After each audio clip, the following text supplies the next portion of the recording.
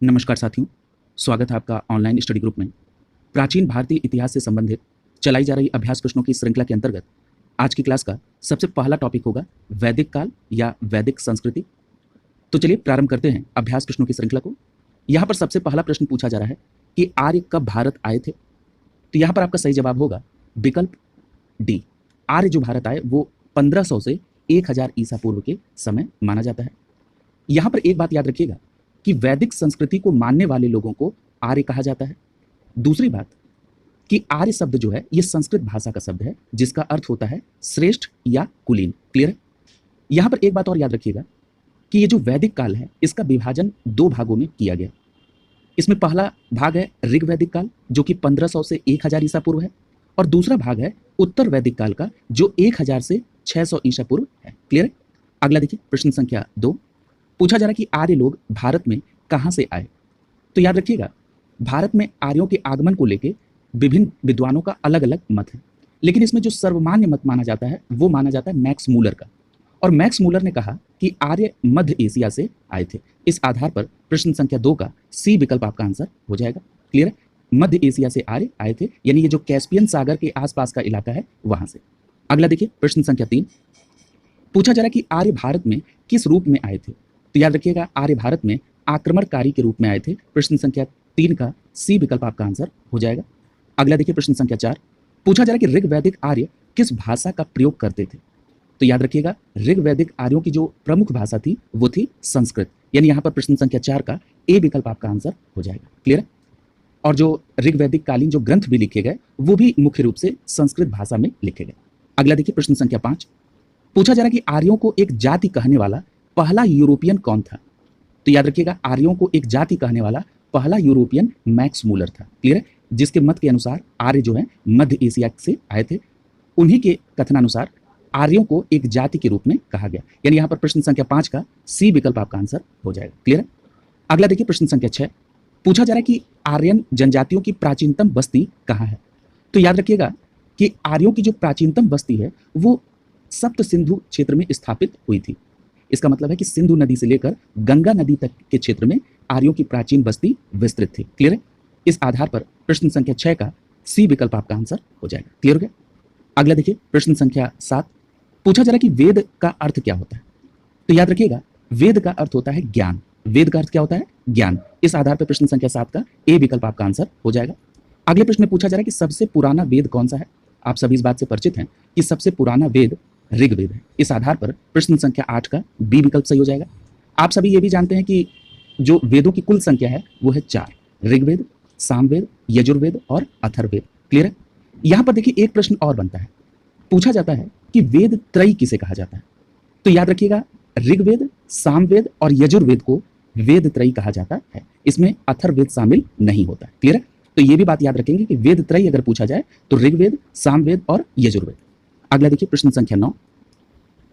पूछा जा रहा है कि ऋग्वेद में सूक्त की संख्या कितनी है।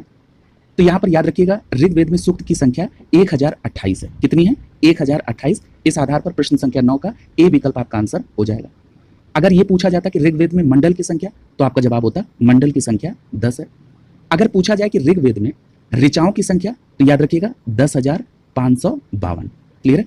ऋचाओं की संख्या 10,552, मंडल की संख्या 10 है, ऋग्वेद में सूक्त की संख्या 1028 है। क्लियर हो गया? अगला देखिए प्रश्न संख्या 10। प्रश्न संख्या 10 में पूछा जा रहा है कि ऋग्वेद है, तो आपका सही जवाब क्या होगा? ऋग्वेद स्त्रोतों का संकलन है। यहां पर प्रश्न संख्या 10 का ए विकल्प आपका आंसर हो जाएगा। प्रश्न संख्या 10 का ए विकल्प सही होगा। प्रश्न संख्या 11 में पूछा जा रहा है कि आर्य शब्द इंगित करता है। मैंने अभी आपसे ये जिक्र किया था कि जो आर्य है ये संस्कृत भाषा का शब्द है और इसका अर्थ क्या होता है? श्रेष्ठ या कुलीन। यानी यहाँ पर प्रश्न संख्या 11 का डी विकल्प आपका सही हो जाएगा, श्रेष्ठ वंश से। क्लियर है? आर्य शब्द इंगित करता है श्रेष्ठ वंश से, यानी यहाँ पर प्रश्न संख्या 11 का डी विकल्प आपका आंसर हो जाएगा। अगला देखिए प्रश्न संख्या 12। पूछा जा रहा है कि ऋग्वेद का कौन सा मंडल सोम देव को पूर्णतः समर्पित है। तो यहाँ पर एक बात याद रखिएगा, मंडल से भी प्रश्न आपके यहाँ पर पूछे जाते हैं। अगर हम बात कर लें सोम को समर्पित मंडल की तो याद रखिएगा ऋग्वेद में जो 9वां मंडल है ये सोम देव को समर्पित है। कौन सा मंडल? 9वां मंडल। इस आधार पर प्रश्न संख्या 12 का सी विकल्प आपका आंसर हो जाएगा। ऋग्वेद का 9वां मंडल सोमदेव को समर्पित है। यहां पर एक बात और याद रखिएगा इसमें 9वें मंडल में जो सूक्त की संख्या है वो है 114 और सभी 114 सूक्त जो हैं वो सोम को समर्पित है। अगला देखिए प्रश्न संख्या 13, पूछा जा रहा है कि यज्ञ संबंधी जो विधि विधान है इसका पता कहाँ से चलता है। तो याद रखिएगा यज्ञ संबंधी जो भी विधि विधान है उसका पता यजुर्वेद से चलता है। प्रश्न संख्या 13 का आपका सही जवाब होगा विकल्प डी। क्लियर है। अब यहां पर एक बात और याद रखिएगा, ये जो यजुर्वेद है ये दो भागों में बांटा गया है। किसमें बांटा गया है? शुक्ल यजुर्वेद और कृष्ण यजुर्वेद में इसको बांटा गया है। और ये जो शुक्ल यजुर्वेद है, याद रखिएगा यहां से प्रश्न पूछे गए हैं। शुक्ल यजुर्वेद को वाजसनेयी संहिता भी कहा जाता है। क्लियर है। तो याद रखेंगे शुक्ल यजुर्वेद को वाजसनेयी संहिता भी कहते हैं। और जो शुक्ल यजुर्वेद है ये केवल पद्य में है। शुक्ल यजुर्वेद किसमें है? केवल पद्य में है। क्लियर है। और यहां पर अगर हम बात करें कृष्ण यजुर्वेद की, तो याद रखिएगा कृष्ण यजुर्वेद जो है ये पद्य और गद्य दोनों में। क्लियर है। इसीलिए कहा जाता है कि ऐसा कौन सा वेद है जो गद्य और पद्य दोनों में है, तो आप कहते हैं यजुर्वेद। और यजुर्वेद का कौन सा पार्ट? तो आपका जवाब होगा कृष्ण यजुर्वेद। क्लियर हो गया। और एक प्रश्न और पूछा जाता है कि यजुर्वेद का अंतिम भाग क्या कहा जाता है। तो याद रखिएगा यजुर्वेद का अंतिम भाग ईशोपनिषद कहा जाता है। क्या कहा जाता है? ईशोपनिषद। क्लियर। तो इतनी बातें आप यहां पर यजुर्वेद के संदर्भ में अवश्य याद रखेंगे। अगला देखिए प्रश्न संख्या 14। प्रश्न संख्या 14 में पूछा जा रहा है कि उपनिषद का मुख्य विषय क्या है। तो याद रखिएगा उपनिषदों का मुख्य विषय दर्शन है। इसलिए प्रश्न संख्या 14 का यहां पर बी विकल्प आपका आंसर हो जाएगा।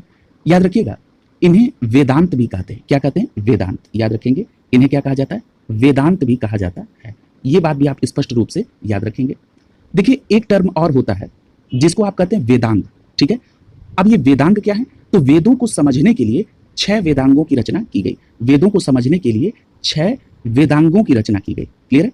ये बात स्पष्ट रूप से याद रखेंगे। और कई बार पूछा गया कि ये निम्नलिखित में से कौन वेदांग के अंतर्गत नहीं है, तो जरा इन 6 वेदांगों के नाम आप जरूर याद रखें। शिक्षा, दूसरा है कल्प, तीसरा है निरुक्त, चौथा है व्याकरण, पांचवा है ज्योतिष और छठवां है छंद। शिक्षा, कल्प, निरुक्त, व्याकरण, ज्योतिष और छंद। क्लियर। इतनी बात आप याद रखेंगे। अगला देखिए प्रश्न संख्या 15। पूछा जा रहा है कि वैदिक साहित्य में मोक्ष की चर्चा कहां पर मिलती है। तो याद रखिएगा वैदिक साहित्य में जो मोक्ष की चर्चा मिलती है वो मिलती है उपनिषद में। कहां पर मिलती है? उपनिषद में। तो याद रखेंगे उपनिषद में प्रथम बार मोक्ष की चर्चा मिली है। और यदि मान लीजिए किसी पर्टिकुलर उपनिषद को पूछ ले कि किस उपनिषद में, तो याद रखिएगा श्वेताश्वतर उपनिषद। कौन सा उपनिषद है? श्वेताश्वतर। क्लियर है। मैं लिख दे रहा हूं श्वेताश्वतर। क्लियर। श्वेताश्वतर उपनिषद में सबसे पहली बार मोक्ष की चर्चा मिली है। क्लियर। अगला देखिए प्रश्न संख्या 6। पूछा जा रहा है कि नचिकेता आख्यान का उल्लेख कहां से मिलता है। तो याद रखिएगा ये जो नचिकेता आख्यान है इसका जो उल्लेख है वो कठोपनिषद से मिलता है। यहां पर प्रश्न संख्या 16 का सी विकल्प आपका आंसर हो जाएगा। और ये जो नचिकेता आख्यान है इसमें यम और नचिकेता का संवाद का उल्लेख किया गया है। और किसमें है? कठोपनिषद में। याद रखेंगे। अगला देखिए प्रश्न संख्या 17। पूछा जा रहा है कि निम्नलिखित अभिलेखों में से कौन सा ईरान से भारत में आर्यों के आगमन की सूचना देता है। यानी पूछा जा रहा है कि ऐसा कौन सा अभिलेख है जिससे इस बात का पता चलता है कि जो वैदिक आर्य हैं वो ईरान से होकर भारत आए। तो याद रखिएगा एशिया माइनर स्थित बोगज कोई अभिलेख, एशिया माइनर स्थित बोगज कोई अभिलेख से इस बात का पता चलता है कि वैदिक आर्य जो हैं वो ईरान से होकर भारत आए थे। कहां से पता चलता है? बोगज कोई अभिलेख। क्लियर। अगला देखिए प्रश्न संख्या 18। पूछा जा रहा है कि निम्नलिखित में से किसने आर्यों के आदि देश के बारे में लिखा था। किसने आर्यों के आदि देश के बारे में लिखा था? तो आपका सही जवाब क्या हो जाएगा? बाल गंगाधर तिलक। याद रखिएगा बाल गंगाधर तिलक ने आर्यों के आदि देश के बारे में लिखा। और बाल गंगाधर तिलक साहब का यह मानना था कि आर्यों का जो आदि देश है वो उत्तरी ध्रुव था। आर्यों का जो आदि देश था वो उत्तरी ध्रुव था। ये किसका मानना है? बाल गंगाधर तिलक का। अगला देखिए प्रश्न संख्या 19। पूछा जा रहा है कि आयुर्वेद अर्थात जीवन का विज्ञान का उल्लेख सर्वप्रथम कहां मिलता है। तो याद रखिएगा ये जो आयुर्वेद का उल्लेख है वो सर्वप्रथम अथर्ववेद में मिलता है। प्रश्न संख्या 19 का डी विकल्प आपका आंसर हो जाएगा। क्लियर है। याद रखिएगा ये अथर्ववेद जो है इसमें मनुष्यों के बारे में, उनके विचारों, उनके अंधविश्वासों का भी विवरण मिलता है इसमें। ठीक है। इसमें आपने देखा कि आयुर्वेद है तो इसका मतलब है कि इसमें रोग निवारण का भी चर्चा है, इसमें विवाह की भी चर्चा है, प्रणय गीतों की भी चर्चा है। ठीक है। तो इतनी बातें आप यहाँ पर अथर्ववेद के बारे में अवश्य याद रखेंगे। अगर पूछा जाए कि तंत्र मंत्र वशीकरण किसमें है तो आपका जवाब होगा अथर्ववेद में है। क्लियर। अगला देखिए प्रश्न संख्या 20। प्रश्न संख्या 20 में पूछा जा रहा है कि गायत्री मंत्र किस पुस्तक में मिलता है। तो याद रखिएगा जो गायत्री मंत्र है ये ऋग्वेद में उल्लेखित है। किसमें? ऋग्वेद में। इसलिए यहाँ पर प्रश्न संख्या 20 का सी विकल्प सही हो जाएगा। देखिए कई बार ये भी पूछा जा चुका है कि ऋग्वेद के किस मंडल में गायत्री मंत्र का उल्लेख है। तो याद रखिएगा ऋग्वेद के तीसरे मंडल में गायत्री मंत्र का उल्लेख किया गया है? मंडल पूछा जाएगा तो तीसरा मंडल आप बताएंगे। ये भी पूछा जाता है कि ये जो गायत्री मंत्र है ये किसको समर्पित है? तो याद रखिएगा गायत्री मंत्र जो है वो सवृत को, किसको? सवित्र को समर्पित है। इसका मतलब सूर्य देवता को समर्पित है। कौन? गायत्री मंत्र। अगला देखिए प्रश्न संख्या 21, पूछा जा रहा है कि गायत्री मंत्र की रचना किसने की थी? तो याद रखिएगा गायत्री मंत्र की रचना विश्वामित्र ने की थी। क्लियर है? यानी प्रश्न संख्या 21 का बी विकल्प आपका आंसर हो जाएगा। अगला देखिए प्रश्न संख्या 22, पूछा जा रहा है कि पुराणों की संख्या कितनी है? तो देखिए पुराणों की संख्या 18 है, इसलिए प्रश्न संख्या 22 का बी विकल्प आपका आंसर हो जाएगा। अगर ये पूछे कि इनकी रचना किसने की, तो याद रखिएगा पुराणों की रचना लोमहर्ष ऋषि और उनके पुत्र उग्रश्रवा के द्वारा की गई। लोमहर्ष ऋषि और उनके पुत्र उग्रश्रवा के द्वारा पुराणों की रचना की गई और पुराणों की कुल संख्या कितनी है? 18। प्रश्न संख्या 23 देखिए, पूछा जा रहा है कि श्रीमद् भागवत गीता मौलिक रूप से किस भाषा में लिखी गई थी? तो याद रखिएगा श्रीमद् भागवत गीता मौलिक रूप से संस्कृत भाषा में लिखी गई थी। यानी यहाँ पर प्रश्न संख्या 23 का ए विकल्प आपका आंसर हो जाएगा। आप सभी इस बात से परिचित हैं कि ये जो श्रीमद् भागवत गीता है यह धार्मिक ग्रंथ महाभारत का एक भाग है। किसका भाग है? महाभारत का। अगला देखिए प्रश्न संख्या 24, पूछा जा रहा है कि सत्यमेव जयते शब्द किस उपनिषद से लिया गया है? क्लियर है? तो याद रखिएगा जो सत्यमेव जयते शब्द है ये मुंडकोपनिषद से लिया गया है। यहाँ पर प्रश्न संख्या 24 का ए विकल्प सही हो जाएगा। आप सभी को पता है कि ये जो सत्यमेव जयते है ये भारत के राजकीय चिन्ह पर भी अंकित है। क्लियर है? और सत्यमेव जयते का अर्थ क्या होता है? सत्य की ही विजय होती है। और कहाँ पर वर्णित है? कहाँ से लिया गया? मुंडकोपनिषद से। क्लियर है? देखिए अगर मुंडकोपनिषद की चर्चा हुई तो एक पॉपुलर प्रश्न यहाँ से कोरिलेट जरूर होना चाहिए। आपसे प्रश्न पूछा जाता है कि यज्ञ की तुलना टूटी हुई नाव से किसमें की गई? तो याद रखिएगा यही मुंडकोपनिषद है जिसमें यज्ञ की तुलना टूटी हुई नाव से की गई है। ये फैक्ट भी आप मुंडकोपनिषद के संदर्भ में अवश्य याद रखेंगे। अगला देखिए प्रश्न संख्या 25, पूछा जा रहा है कि तमसो मां ज्योतिर्गमय कथन का ये कहाँ से लिया गया? तो याद रखिएगा तमसो मां ज्योतिर्गमय ये जो बृहदारण्यक उपनिषद है वहां से लिया गया, यानी उपनिषद से लिया गया। यहाँ पर आपका प्रश्न संख्या 25 का ए विकल्प आपका आंसर हो जाएगा। और अगर पर्टिकुलर उपनिषद का नाम पूछा जाए तो याद रखेंगे बृहदारण्यक उपनिषद से लिया गया है तमसो मां ज्योतिर्गमय। क्लियर है? और ये जो तमसो मां ज्योतिर्गमय है कई बार इसका अर्थ भी पूछ लिया जाता है। तो इसका अर्थ क्या होता है? अंधकार से प्रकाश की ओर। तमसो मां ज्योतिर्गमय का मतलब क्या होता है? अंधकार से प्रकाश की ओर, और बृहदारण्यक उपनिषद से लिया गया। प्रश्न संख्या 26 में पूछा जा रहा है कि ऋग्वेद की मूल लिपि थी, तो आपका सही जवाब क्या होगा? ऋग्वेद की मूल लिपि ब्राह्मी थी, इसलिए प्रश्न संख्या 26 का डी विकल्प आपका आंसर हो जाएगा। देखिए एक प्रश्न ऋग्वेद से संदर्भ में और याद रखिएगा कि जो ऋग्वेद के पुरोहित हैं इनको होता कहा जाता है। क्या कहते हैं? होता कहते हैं ऋग्वेद के पुरोहित को। अगला देखिए प्रश्न संख्या 27, पूछा जा रहा है कि उपनिषद काल के राजा अशोपति शासक थे, कहाँ के? तो याद रखिएगा अशोपति जो शासक थे वो कैकेय के थे। कहाँ के शासक थे? केकय के। क्लियर है? अब जरा देखिए ये शासक से संदर्भित प्रश्न इस समय बहुत पूछे जा रहे हैं। जरा ऑप्शन में जितने हैं उनका जरा शासक देख लीजिए। अगर हम काशी की बात करें तो काशी के शासक कौन थे? तो याद रखिएगा काशी के शासक थे अजातशत्रु। काशी के शासक कौन थे? प्रमुख अजातशत्रु। अगर हम बात करें पांचाल की तो पांचाल के राजा का नाम क्या था? प्रवाहण जबाली। क्या नाम था? प्रवाहण जबाली पांचाल के। अगला विदेह, तो विदेह के राजा कौन थे? जनक थे। विदेह के राजा कौन थे? जनक थे। तो आप इन चारों के राजा जरूर याद रखेंगे। अगला देखिए प्रश्न संख्या 28, पूछा जा रहा है कि निम्नलिखित में किस नदी के तट पर 10 राजाओं का युद्ध हुआ था? यानी इसको एक शब्द में कहा जाता है दशराग्य युद्ध। क्लियर है? 10 राजाओं का जो युद्ध है इसके लिए एक शब्द प्रयोग होता है दशराग्य युद्ध। याद रखिएगा ये जो दशराग्य युद्ध है ये पारुषणी नदी के किनारे हुआ था। प्रश्न संख्या 28 का डी विकल्प आपका आंसर हो जाएगा। और पारुषणी नदी को इसका जो आधुनिक नाम है वो है रावी। क्लियर है? पारुषणी नदी को रावी नदी कहते हैं और इसी के किनारे दशराग्य युद्ध हुआ था। क्लियर है? प्रश्न संख्या 28 का डी विकल्प सही होगा। प्रश्न संख्या 29 देख लीजिए, पूछा जा रहा है कि ऋग्वेद में किस नदी को मातेतमा, देवीतमा और नदीतमा कहा जाता है?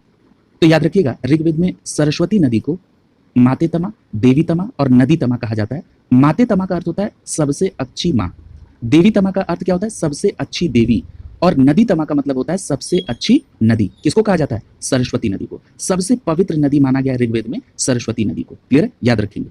अगला देखिए प्रश्न संख्या 30, पूछा जा रहा है कि वैदिक युग में प्रचलित लोकप्रिय शासन प्रणाली थी, तो याद रखिएगा वंश परंपरागत राजतंत्र।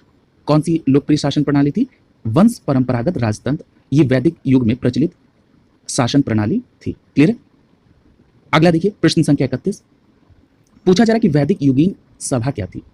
देखिए वैदिक युगीन सभा का मतलब यह है कि जो वैदिक काल थी इसमें 2 संस्थाएं थी, एक थी सभा और दूसरी थी समिति। ठीक है? ये 2 संस्थाएं थी। ये 2 संस्थाएं काम क्या करती थी? ये राजा की निरंकुशता पर नियंत्रण का कार्य करती थी। क्लियर है? अगर बात हो रही है सभा की तो सभा के अंतर्गत कुलीन या जो वृद्ध मनुष्य हैं वो रहते थे, यानी इसमें मंत्री परिषद थी। क्लियर? यानी प्रश्न संख्या 31 का सी विकल्प सही हो जाएगा। तो याद रखेंगे सभा के अंतर्गत कुलीन यानी मंत्री परिषद और वृद्ध मनुष्यों की ये संस्था थी, यानी इसमें उच्च कुल के उत्पन्न व्यक्ति भाग ले सकते थे। इसमें सभा में। क्लियर? और आम लोग इसमें थे समिति में। अगला देखिए प्रश्न संख्या 32 पूछा जा रहा है किस वेद में सभा और समिति को प्रजापति की 2 पुत्रियां कहा गया है। तो याद रखिएगा अगर ये पूछेगा कि प्रजापति की 2 पुत्रियां सभा और समिति का उल्लेख किसमें है तो आपका जवाब होगा अथर्ववेद में। यानी प्रश्न संख्या 32 का यहां पर डी विकल्प आपका सही हो जाएगा। अगला देखिए प्रश्न संख्या 33। प्रश्न संख्या 33 में पूछा जा रहा है कि किस वैदिक ग्रंथ में वर्ण शब्द का सर्वप्रथम उल्लेख किया गया है। क्लियर है? तो याद रखिएगा जो वर्ण शब्द का सर्वप्रथम प्रयोग है वो है ऋग्वेद में। किसमें है? ऋग्वेद में। प्रश्न संख्या 33 का ए विकल्प सही हो जाएगा। ये तो सीधा प्रश्न है। कई बार ये भी पूछा गया है कि ऋग्वेद के किस मंडल में वर्ण शब्द का सर्वप्रथम प्रयोग है। तो याद रखिएगा ऋग्वेद के 10वें मंडल में सर्वप्रथम वर्ण शब्द का प्रयोग किया गया है।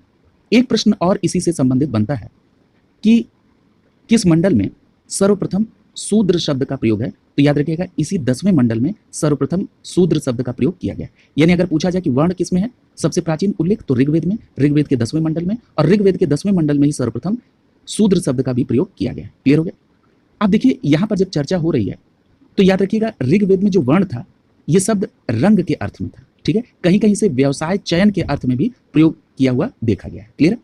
अगला देखिए प्रश्न संख्या 34 पूछा जा रहा है कि भारत के किस स्थल की खुदाई से लौह धातु के प्रचलन के प्राचीनतम प्रमाण मिले। तो देखिए जो लौह धातु प्राप्त हुई है यहां पर आपका सही जवाब होगा विकल्प बी अतरंजी खेड़ा से।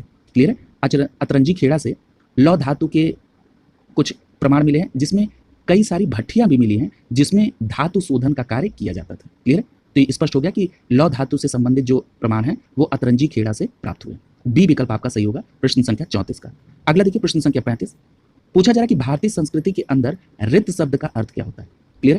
तो याद रखिएगा भारतीय संस्कृति में जो ऋत शब्द है इसका अर्थ होता है प्राकृतिक नियम। यानी प्रश्न संख्या 35 का ए विकल्प सही हो जाएगा। ऋत का मतलब होता है प्राकृतिक नियम। क्लियर? अगला देखिए प्रश्न संख्या 36 पूछा जा रहा है कि निम्नलिखित में से कौन सी वह ब्रह्मवादिनी थी जिसने कुछ वेद मंत्रों की रचना की थी। क्लियर है? तो देखिए अगर हम वेद मंत्रों की रचना करने वाले कुछ विदुषियों के नाम की बात कर लें तो इसमें अपाला, घोषा, विश्ववारा और लोपामुद्रा का नाम प्रचलित है। क्लियर है? अगर नोट डाउन करना होगा तो आप नोट डाउन कर लेंगे कि वैदिक मंत्रों की रचना करने वाली विदुषी स्त्रियों के नाम क्या है। उन्हीं को लिखा कि निम्नलिखित में से कौन सी ब्रह्मवादिनी थी जिन्होंने वेद मंत्रों की रचना की। तो इसमें नाम नोट कर लीजिए अपाला, घोषा, विश्ववारा और लोपामुद्रा। इस आधार पर यहाँ पर प्रश्न संख्या 36 का ए विकल्प यहाँ पर सही हो जाएगा। देखिए एक प्रश्न और पूछा गया था कि ये जो लोपामुद्रा है ये किसकी पत्नी थी, ये भी प्रश्न पूछा गया। तो याद रखिएगा लोपामुद्रा अगस्त्य ऋषि की पत्नी थी। किसकी थी? अगस्त्य ऋषि की पत्नी। अगला देखिए प्रश्न संख्या 37 पूछा जा रहा है कि ऋग्वेद में निष्क किस अंग का आभूषण। तो याद रखिएगा निष्क जो था ये गले में पहने जाने वाला एक प्रकार का हार था। क्लियर है? इसलिए प्रश्न संख्या 37 का बी विकल्प आपका आंसर हो जाएगा। एक तो आपने ये देख लिया कि निष्क जो है गले में पहनने वाला एक हार था।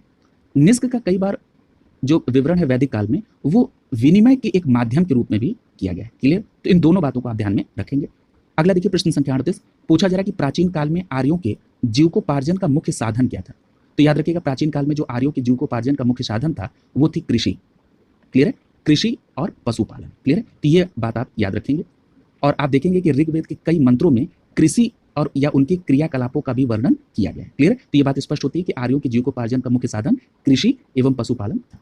अगला देखिए प्रश्न संख्या 39 पूछा जा रहा है कि ऋग्वेद में यव शब्द का प्रयोग किसके संदर्भ में हुआ है। क्लियर है? तो देखिए यव शब्द जो है ये जौ के संदर्भ में प्रयोग हुआ है। प्रश्न संख्या 39 का यहाँ पर सही जवाब क्या होगा? विकल्प ए सही हो जाएगा। ऋग्वेद में यव शब्द का प्रयोग जो है जौ के संदर्भ में हुआ है। क्लियर है? याद रखेंगे इसको। अगला देखिए प्रश्न संख्या 40 पूछा जा रहा है कि वैदिक साहित्य में जो पणि थे ये किस वर्ग के नागरिक थे। यानी पणि जो शब्द प्रयोग किया गया ये किसके लिए किया गया। तो याद रखिएगा पणि कहा गया किसको? व्यापारी वर्ग को। प्रश्न संख्या 40 का यहाँ पर डी विकल्प से हो जाएगा। पणि शब्द का जो प्रयोग है वो किसके लिए किया गया? व्यापारी के लिए। और अभी आपने यव शब्द किसके लिए प्रयोग किया है? जौ के लिए। देखिए यहाँ पर जो नया पैटर्न है इसमें इन्हीं टर्म्स को लेकर प्रश्न पूछे गए। जैसे अगर मान लीजिए आपसे ये पूछ लिया जाए कि वृक्ष शब्द किसके लिए है। वैदिक युगीन में वृक्ष शब्द कहा जाता था बैल को लेकर। क्लियर है? वृक्ष शब्द किसको? बैल को लेकर। लांगल शब्द अगर पूछ ले तो हल के संदर्भ में। लांगल किसके लिए? हल के लिए। हिरण्य अगर पूछ ले या सुवर्ण पूछ ले तो सोने के लिए, क्लियर है, याद रखेंगे इस बात को। अब इसी तरह तंदुल अगर पूछ ले, तंदुल पूछा गया, तंदुल धान के संदर्भ में, और व्रीहि अगर लिखा रहा है व्रीहि तो ये होता है चावल के संदर्भ में, क्लियर है। अघन्या पूछे तो जिसका वध न किया जा सके उसको अघन्या कहते हैं, क्लियर। तो ये सभी भी बातें आप जरूर याद रखेंगे क्योंकि यहाँ से प्रश्न पूछा गया। एक बार पूछा गया था कि करीश किसे कहते हैं, तो याद रखिएगा जो गोबर की खाद होती है उसके लिए करीश शब्द का प्रयोग किया गया। तो जो महत्वपूर्ण शब्द थे जो परीक्षाओं में पूछे गए हैं उनको मैंने आपको रिकॉल करा लिया। आप इसको अगर नहीं पता होगा तो नोट डाउन कर लेंगे, यही लास्ट समय में आपको रिवीजन के लिए मदद करेगा। अगला देखिए प्रश्न संख्या 41। प्रश्न संख्या 41 में आपको सुमेलित करने के लिए कहा जा रहा है। यहाँ पर विकल्प ए में लिखा है अथर्ववेद। देखिए अथर्ववेद के बारे में अभी चर्चा हुई है कि ये औषधि से संबंधित है और ये जादू टोने से संबंधित है, इसलिए आप इसको ए को तीसरे के साथ कोरिलेट कर लेंगे। ऋग्वेद की बात करें तो ऋग्वेद में ईश्वर की महिमा यानी देवताओं की स्तुति के बारे में चर्चा है, इसलिए यहाँ पर आप बी को पहले के साथ कोरिलेट कर लेंगे। यजुर्वेद के बारे में, तो यजुर्वेद के बारे में अभी आपने पढ़ा था कि इसमें क्या यज्ञ संबंधी बातें हैं, यानी ये कर्मकांड से संबंधित है, यानी ये बलिदान विधि से संबंधित है, इसलिए आप सी को दूसरे के साथ कोरिलेट करेंगे और याद रखेंगे यजुर्वेद का संबंध कर्मकांड या बलिदान विधि से है, क्लियर है। अगर हम सामवेद की बात कर ले तो आप सभी जानते हैं ये संगीत से संबंधित है, इसलिए आप डी को चौथे के साथ कोरिलेट करेंगे और जो आपका सही कूट बनेगा वो बनेगा 3 1 2 4। 3 1 2 4 के आधार पर प्रश्न संख्या 41 का यहाँ पर ए विकल्प आपका आंसर हो जाएगा। अगला देखिए प्रश्न संख्या 42। प्रश्न संख्या 42 में पूछा जा रहा है कि आरंभिक वैदिक साहित्य में सर्वाधिक वर्णित नदी कौन सी है। तो याद रखिएगा अगर ये पूछा जाएगा कि सर्वाधिक वर्णित नदी कौन सी है यानी सर्वाधिक महत्व किस नदी का है, भाई देखिए सर्वाधिक वर्णन है इसका मतलब है कि सर्वाधिक महत्व की नदी है, तो याद रखेंगे ऋग्वैदिक काल में सर्वाधिक वर्णित नदी सिंधु नदी है। कौन सी है? सिंधु नदी। और पवित्र नदी पूछेगा तो सरस्वती नदी को, क्लियर है। यहां पर प्रश्न संख्या 42 का ए विकल्प आपका आंसर हो जाएगा, क्लियर है। अगला देखिए, यहां एक बात और याद रखिएगा, ये जो सिंधु नदी थी इसके आर्थिक महत्व के कारण इसको हिरण्ययी भी कहा गया है, क्लियर है। सिंधु नदी को हिरण्ययी भी कहा गया है इसके आर्थिक महत्व के कारण। अगला देखिए प्रश्न संख्या 43, यहां पर आपको सूची को सुमेलित करना है। अगर हम बात करें कुभा, देखिए यहां पर नदियों के आधुनिक नाम के बारे में पूछा गया है, तो अगर हम बात करें कुभा की तो याद रखिएगा कुभा ये जो वैदिक नदी इसका आधुनिक नाम है काबुल, इसलिए आप ए को दूसरे के साथ कोरिलेट करेंगे। पारुषणी नदी अभी चर्चा हुई है दसरागी युद्ध की, जो 10 राजाओं का युद्ध पारुषणी नदी के किनारे हुआ, वही मैंने आपको बताया था कि इसको आधुनिक नाम क्या, रावी, क्लियर है। दसराग युद्ध, और इसमें जीता कौन था दसराग युद्ध में? भरतों के राजा सुदास ने इसमें विजय प्राप्त की थी। ये भी बात याद रखिएगा, मुझे याद आ गई कि जो दसराग युद्ध हुआ था इसमें भरतों के राजा सुदास ने इसमें विजय प्राप्त की थी, तो इसलिए आप पारुषणी को किसमें कोरिलेट कर लेंगे? रावी के साथ। बी को तीसरे के साथ कोरिलेट करेंगे। अगर हम सदा नीरा की बात करें तो ये गंडक से कोरिलेट होगा, सी को आप पहले के साथ कोरिलेट करेंगे। सुतुद्री नदी का आधुनिक नाम क्या है? तो सुतुद्री लिखा रहा है या सतुद्री लिखा रहा है, ये दोनों को आप सतलज से कोरिलेट करेंगे, यानी आप डी को कोरिलेट करेंगे किससे? चौथे के साथ। और जो सही कूट बनेगा वो क्या बनेगा? यहाँ पर 2 3 1 4 का, और 2 3 1 4 के आधार पर यहाँ पर बी विकल्प आपका आंसर हो जाएगा, क्लियर है। अगला देखिए प्रश्न संख्या 44, पूछा जा रहा है कि ऋग्वैदिक धर्म था, तो याद रखिएगा जो ऋग्वैदिक धर्म था ये बहुदेववादी था, क्योंकि आप इसमें देख रहे हैं कि इसमें अलग अलग देवताओं का जिक्र है। आप देखेंगे कि इसमें इंद्र देवता का जिक्र है, वरुण देवता का जिक्र है, क्लियर है। तो यानी ये बहुदेववाद से संबंधित है, यानी यहाँ पर प्रश्न संख्या 44 का ए विकल्प आपका आंसर हो जाएगा, क्लियर है। और अगर हम वैदिक देवताओं के वर्ग की बात कर लें तो आप सभी इस बात से परिचित हैं कि वैदिक देवताओं के 3 वर्ग हैं। एक है आकाश के देवता, दूसरे हैं अंतरिक्ष के देवता, और तीसरे हैं पृथ्वी के देवता, क्लियर है। अगला देखिए प्रश्न संख्या 45, और पूछा जा रहा है कि सर्वाधिक ऋग्वैदिक सूक्त जो है समर्पित है किसको? तो देखिए अभी चर्चा हो रही थी, तो सर्वाधिक जो ऋग्वैदिक सूक्त समर्पित है वो इंद्र देवता को समर्पित है। यहाँ पर प्रश्न संख्या 45 का बी विकल्प सही हो जाएगा। और कितने सूक्त इंद्र देवता को समर्पित है? तो याद रखिएगा 250 सूक्त जो है वो इंद्र देवता को समर्पित है। इसी तरह मध्यस्थ के देवता माने जाते हैं अग्नि देवता, और अग्नि देवता के लिए कितने सूक्त हैं? 200 सूक्त का प्रयोग अग्नि देवता के लिए किया गया है। ये भी बात आप ध्यान में रखेंगे, क्लियर है। अगला देखिए, और यहाँ पर इंद्र देवता की बात हुई है तो एक बात जरूर यहाँ पर चर्चा हो जानी चाहिए कि जो इंद्र देवता है ये इन्हें विश्व का स्वामी भी कहा जाता है, क्लियर है। और इनके लिए एक शब्द प्रयोग हुआ है पुरंदर, तो पुरंदर शब्द किसके लिए? इंद्र देवता के लिए है पुरंदर, क्लियर है। और इंद्र देवता को युद्ध का देवता भी माना जाता है, क्लियर है। युद्ध या झंझावत का नेता किसको माना जाता है? इंद्र देवता को। इतनी बात आप अगर आप इंद्र देवता के संदर्भ में याद रखेंगे तो आपका प्रश्न गलत नहीं होगा। अगला देखिए प्रश्न संख्या, और रुद्र देवता किसके लिए? पापियों का नाश करने के लिए रुद्र देवता है, क्लियर। अगला देखिए प्रश्न संख्या 46, पूछा जा रहा है कि ऋग्वेद में युद्ध का देवता किसे कहा जाता है? तो अभी चर्चा हो गई, युद्ध का देवता किसे कहा जाता है? इंद्र भगवान, यानी यहाँ पर प्रश्न संख्या 46 का बी विकल्प आपका आंसर हो जाएगा, क्लियर है। अगला देखिए झंझावत के नेता इंद्र, क्लियर है। पुरंदर किसे कहा जाता है? इंद्र को। अगला देखिए प्रश्न संख्या 47, पूछा जा रहा है कि वैदिक काल में किस जानवर को अघन्या कहा गया? देखिए मैंने अभी आपको अघन्या का टर्म बताया था ना कि क्या कहा जाए, अघन्या का मतलब जिसकी हत्या न की जा सके या जिसे मारा न जाए, यानी न मारे जाने योग्य जो है उसके लिए एक शब्द होता है अघन्या। क्लियर है? और वैदिक काल में ये शब्द किसके लिए प्रयोग होता था? गाय के लिए। यानी प्रश्न संख्या 47 का सी विकल्प सही जाएगा, गाय को अघन्या कहा जाता था। क्लियर है? और मृत्यु दंड तक का प्रावधान था उस समय। अगला देखिए प्रश्न संख्या 48, पूछा जा रहा है कि आर्य पूर्वों के साथ अपने संघर्षों में सफल रहे, क्यों? तो याद रखिएगा आर्य जो है वो आर्य पूर्वों के साथ जो संघर्ष हुआ उसमें सफल इसलिए हुए क्योंकि यहां पर विकल्प आपका डी सही जाएगा, क्योंकि उन्होंने घोड़ों वाले चलाए गए रथों का प्रयोग किया था। प्रश्न संख्या 48 का यहां पर डी विकल्प आपका आंसर हो जाएगा। याद करिए जब हम लोग चर्चा कर रहे थे सिंधु घाटी सभ्यता की तो उसमें ये प्रश्न आया था, कथन के रूप में ये प्रश्न आया था कि क्या घोड़े द्वारा चलाए गए रथों की चर्चा सिंधु घाटी सभ्यता में हुई थी? तो आपने उस स्टेटमेंट को गलत किया था, मतलब ये बात गलत है कि घोड़ों द्वारा युद्ध के समय में घोड़ों द्वारा रथों के चलाए जाने की चर्चा सिंधु घाटी सभ्यता में नहीं मिलती है। वहां पर घोड़ों की अस्थियों की बात हुई है। तो यहां पर देखिए याद रखिएगा आर्यों ने घोड़ों द्वारा चलाए गए रथों का प्रयोग किया, यही कारण है कि वो आर्य जो है वो आर्य पूर्वों के साथ संघर्ष में सफल रहे। क्लियर? तो इसी प्रकार से आपको प्रश्नों को कोरिलेट करना है, और अगर आप इस प्रकार से प्रश्नों को याद रखेंगे, जब भी उसका जिक्र आए तो उससे कोरिलेट करेंगे, तो निश्चित रूप से आपका कॉन्सेप्ट क्लियर होता चला जाएगा। क्लियर? अगला देखिए प्रश्न संख्या 49, पूछा जा रहा है कि राज्याभिषेक समारोह का विवरण निम्नलिखित में से किसमें किया गया? तो याद रखिएगा राज्याभिषेक का जो प्रयोग है वो ऐत्रेय ब्राह्मण में किया गया। किसमें? ऐत्रेय ब्राह्मण में। क्लियर? और याद रखिएगा ऐत्रेय ब्राह्मण जो है ये इसके एक शाखा है जिसका नाम है साकल शाखा, यानी ऐत्रेय ब्राह्मण ऋग्वेद के साकल शाखा से संबंधित है, और ऐत्रेय ब्राह्मण में ही राज्याभिषेक समारोह का विवरण किया गया। तो यहाँ पर दो बातें आपको पता चली, एक तो ऐत्रेय ब्राह्मण में राज्याभिषेक समारोह का विवरण है, दूसरी बात ऐत्रेय ब्राह्मण जो है ये ऋग्वेद के साकल शाखा से संबद्ध है। क्लियर? अगला देखिए प्रश्न संख्या 50, पूछा जा रहा है कि आरंभिक वैदिक काल में वर्ण व्यवस्था आधारित थी। अभी मैंने आपको पूर्व में बताया कि वर्ण शब्द का जो प्रयोग है वो सर्वप्रथम ऋग्वेद के 10वें मंडल में है, और ऋग्वेद के 10वें मंडल में ही सर्वप्रथम शूद्र शब्द का भी प्रयोग किया गया है। वहां मैंने आपको ये भी बताया था कि जो वर्ण शब्द का प्रयोग है वो रंग के अर्थ में किया गया और कहीं कहीं व्यवसाय चयन के अर्थ में भी किया गया। क्लियर है? तो उसी बात को जरा यहाँ पर कोरिलेट कीजिए जो मैंने वहां आपको बताई थी केवल, तो यहाँ पर क्या स्पष्ट हो जाएगा कि आरंभिक वैदिक काल में जो वर्ण व्यवस्था थी वो व्यवसाय पर आधारित थी। क्लियर है? यानी प्रश्न संख्या 50 का यहाँ पर सी विकल्प आपका आंसर हो जाएगा। क्लियर है? अगला देखिए, यानी जो व्यवसाय आप करेंगे उसी आधार पर आपका वर्ण माना जाएगा। ये आरंभिक वैदिक काल में था। प्रश्न संख्या 51 देखिए, पूछा जा रहा है कि वैदिक युग में राजा अपनी जनता से जो कर वसूलते थे उसको क्या कहते हैं? तो याद रखिएगा वैदिक युग में जो राजा अपनी जनता से कर वसूलते थे उसको बलि कहा जाता था। यहां पर प्रश्न संख्या 51 का ए विकल्प सही हो जाएगा, उसे क्या कहते थे? बलि। अगला देखिए प्रश्न संख्या 52, पूछा जा रहा है कि प्राचीन भारत में निम्नलिखित में से किस विवाह को विधि सम्मत नहीं माना गया? किस विवाह को विधि सम्मत नहीं माना गया? क्लियर है? तो देखिए मैं यहाँ पर जिक्र कर दे रहा हूँ कि प्राचीन भारत में जो विवाह विधि सम्मत नहीं था उसमें एक तो गंधर्व विवाह है जो कि विकल्प सी में दिया, यही आपका आंसर हो जाएगा। यानी जो प्राचीन काल में गंधर्व विवाह होता था ये विधि सम्मत नहीं था। इसके अलावा जो असुर विवाह था या राक्षस विवाह था या पैशाच विवाह था ये सभी विधि सम्मत नहीं थे। अब ये पूछा जा सकता है भाई कि विधि सम्मत विवाह कौन था प्राचीन भारत में? तो देखिए ब्रह्म विवाह, दैव विवाह, आर्ष विवाह या प्रजापत्य विवाह, ये सभी विधि सम्मत विवाह माने जाते थे। क्लियर है?